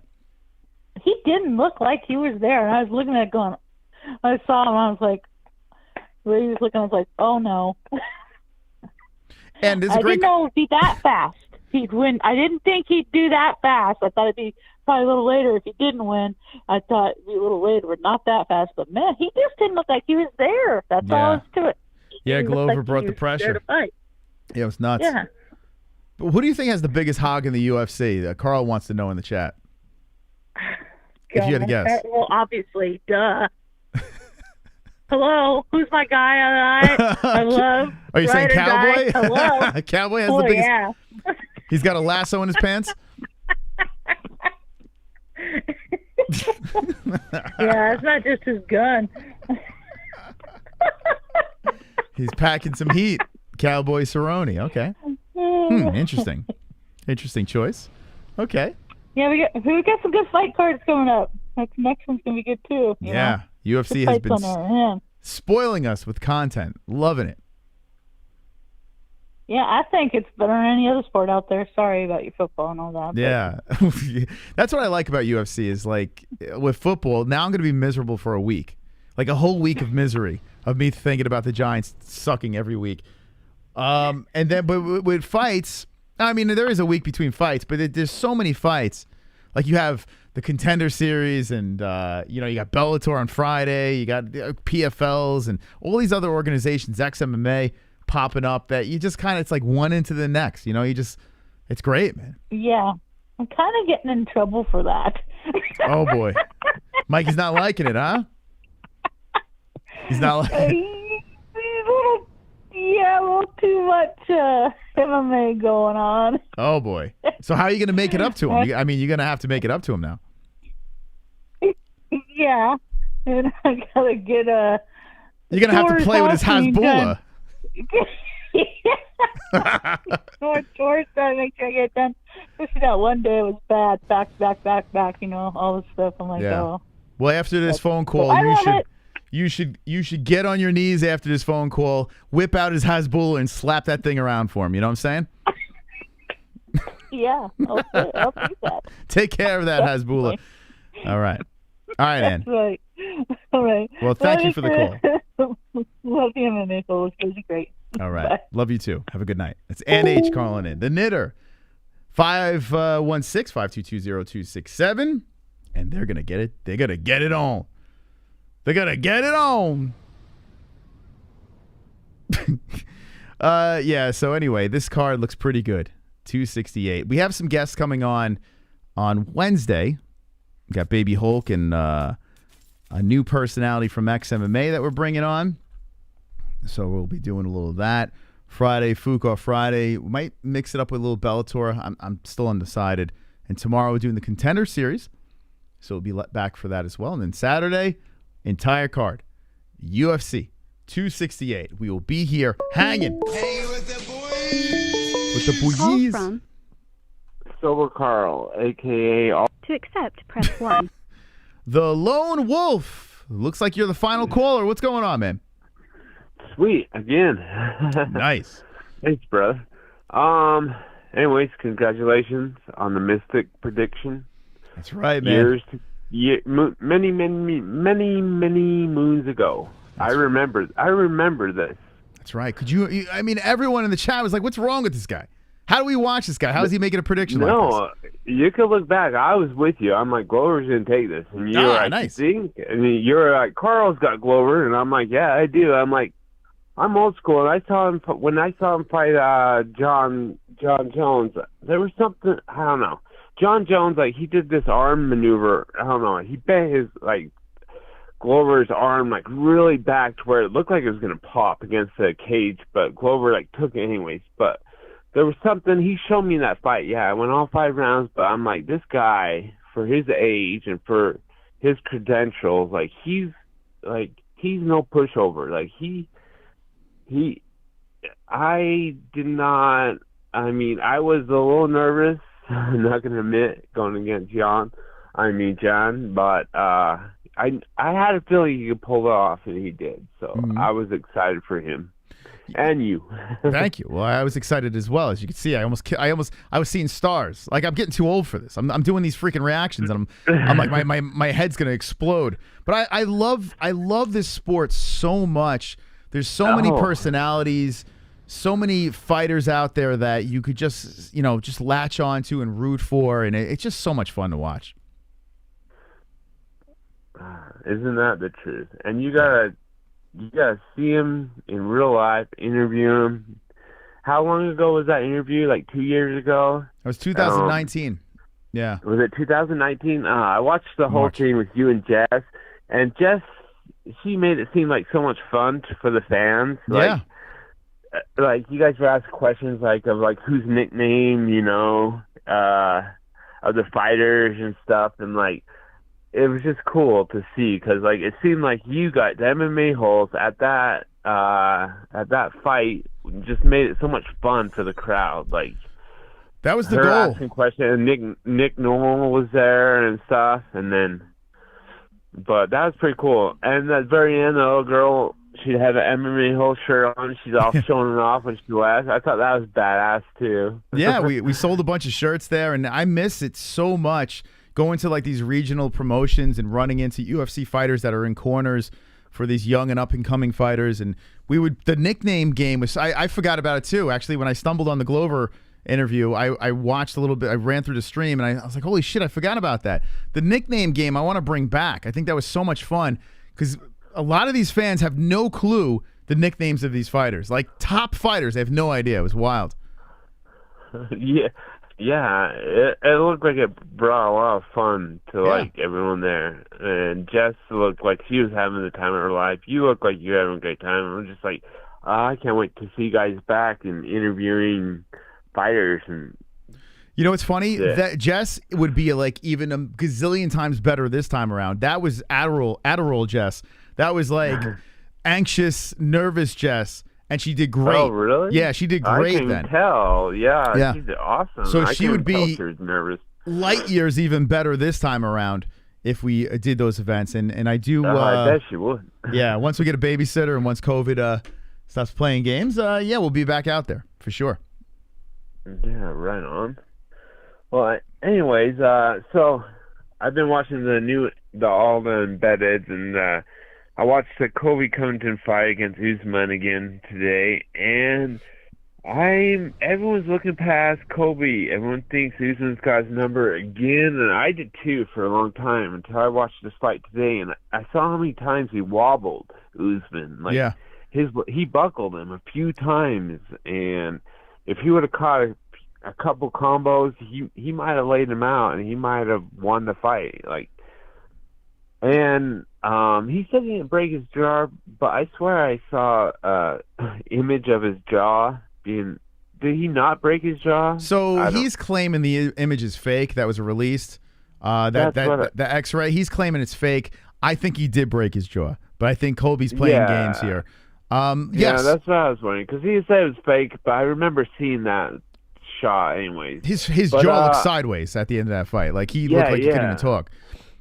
But if he said that was one of his worst performances, like I think Usman's in for another war. Like, and I thought it was stopped early too. Like 3 hammer fists. Like, I mean, with going all 5 rounds, what they went through, like 3 hammer fists, and they stopped the fight. Like not even like big hammer fists. Like, and that's why Colby jumped right back up and won it. You know, and like if Usman would have really like took it to him to where he would have been like, fuck, dude, I don't want any more of this guy. He would not have jumped up right then and protested and wanted another fight against him. Like, he's not scared of Usman. Like, he's not scared of him at all. Like, he wants to come in and kill this guy. Like, and he's going to come in with that mentality of killing Usman. Like, for sure. Like, Kamaru is not safe. I don't feel like he is. Like, but then again, I watch Kamaru fucking train. It's like, how is this guy not on steroids? Look at his muscles. Like, holy shit, this guy is like a specimen, like of a human being. He's got those genetics, man. That is Nigerian, like hardworking, muscular genetics. Like this guy is just a genetic freak. I think that's what it is. To be honest. And it seems like his lifestyle is completely clean, but so is Colby's. Colby's a clean lifestyle guy. He's shredded, by the way, Colby. He looks like he's in great shape. Oh, yeah. That's why, man, I'm so looking forward to this fight. I'm looking forward to every fight on this card. I'm just so excited for it. Yeah. The Chandler and Justin, oh, man.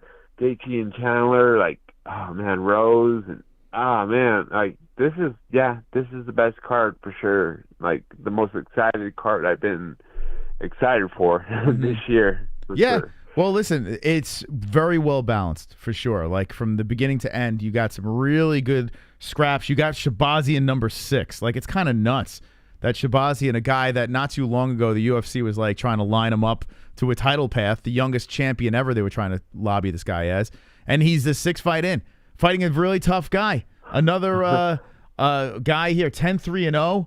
Imavov, that's going to be a good scrap. And Shabazi might take another L. So, I mean, you guys brought that up earlier in the chat. I forgot about that fight, too. Yep. I mean, 6 in, it's going to be a good fight, a good scrap. Oh, man, I'm excited. I like that Chris Curtis coming in on short notice over here. He's been trying to get into the UFC forever, Sean Strickland's buddy, on our show, Chris Curtis. And it comes in as a pretty big underdog, but let's go, man. I mean, just some fun stories all around on this card. The Vellante fight, I just like went through the card today when that caller came in, and shit, man, the Vellante versus Barnett is gonna be hilarious. This shit's gonna be a sloppy slobber knocker of a fight.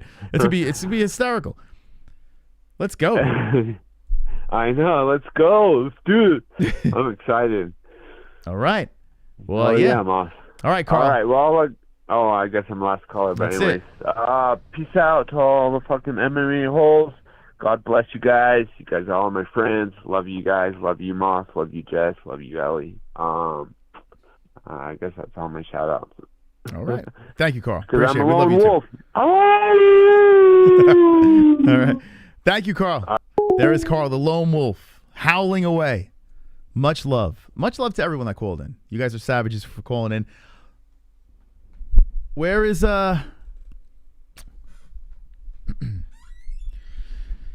where's Kevin from Chicago?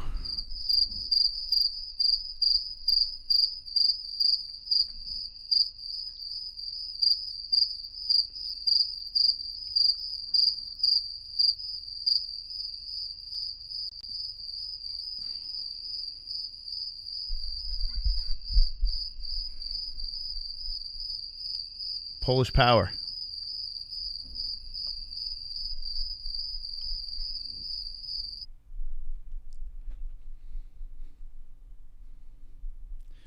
That's why I'm on this side of the mic and you're on that side of the phone call.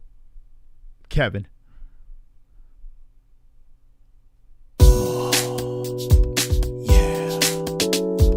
Colby Covington wants to kiss your hand. Donald Trump, can I kiss your hand? Kiss your hand, kiss your hand. Trump, you have a delicious hand.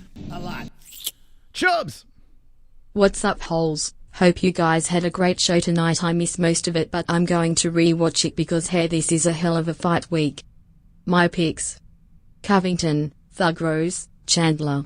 Covington, Thug Rose, and Chandler. Okay, I like it. I like it. Listen, I think it's better for the welterweight division for Colby Covington to win. But now with the rise of Khamzat, I kind of don't mind now. If Kamaru wins this fight, which I think he will win it, but if he does win this fight, I mean, Khamzat rising up to fight Kamaru Usman is just like, I'm like salivating thinking about it. Colby Covington, if he wins, you have that, Masvidal now has a path back to the belt, and then you have that rivalry, former friends, the whole deal. The storyline would be a lot of fun. I think the UFC would love that as well. Either way, we win now. With the rise of up-and-comers coming into the welterweight division, it makes Usman more interesting. It's not stale, him fighting the same people over and over again. And Covington winning, you have those stories as well. So either way, it's going to be fun. The first fight, Covington he was a problem for Usman. I mean, it wasn't a walk in the park, especially the beginning of that fight. It was definitely not a walk in the park, and it looks like Covington took it very serious. You talk the talk, you got to walk the walk. And for him to bounce back, get back to a title shot, even though he talked all that shit and lost the first time, he's got to win. Covington takes 2 L's against Usman. It's not good. He'll have the Trump Juniors in the building. He won't have the Don. He'll have the Don Jr., I guess. He'll have the power of them. He'll have the power of MSG, which I think will be favoring Covington. I think. I don't know what they're going to... I would imagine... I think they would be going... I don't know. Shit, I don't know where... New York's weird these days. I know they're going for Rose. Chandler and Gaethje is going to be a weird one, too. I'm curious which way they're going to go. The crowd's going to go in that one. But Usman and Covington, I would typically say they would go with Colby because Usman comes across as, sort of cringe. But then again, New York has been weird these days. So I don't know. I'm going to want to listen to that crowd. What do you think? Which way do you think the crowd's going to go? I'm curious. I'm very curious. Well, I guess it depends on how Colby sells it this fight week. And also, is there a press conference? We might be live Thursday, too. Let me see. UFC 268. I would imagine there is. UFC 268 press conference. Is there or no? Usman versus Covington. We got to find out. Oh, here we go. Thursday, November 4th at 2 p.m. Okay. Okay, so I guess it's 5 Eastern time, 2 p.m. our time. It's going to get interesting Thursday. We'll probably be doing a live stream for that as well. So we'll be live every fucking night. You can't shake us over here. All right. Went a little longer, but listen, you guys are awesome, man. You guys support us so much with those thumbs ups. The donations killed it once again. Thank you for that. And in the comments section, I see Chubbs coming in. MSG might not cheer for Colby. I mean, with their stupid vaccine mandate. Yeah, that's what I'm saying. I don't know what's going on in New York these days. You never know. Colby might be bad guy. You know, he's Team Orange, man. You know, but then again, Colby is for the troops. Yeah, he is an avid supporter of the military and this and that. And Usman is, you know, embracing his Nigerian roots and the whole thing. So I don't know. I'm going to think that MSG is going to go. They're probably going to be cheering for Covington. I would guess that's the way they're going to go, especially after Thursday. Covington will probably steal the show. But it's a great fight.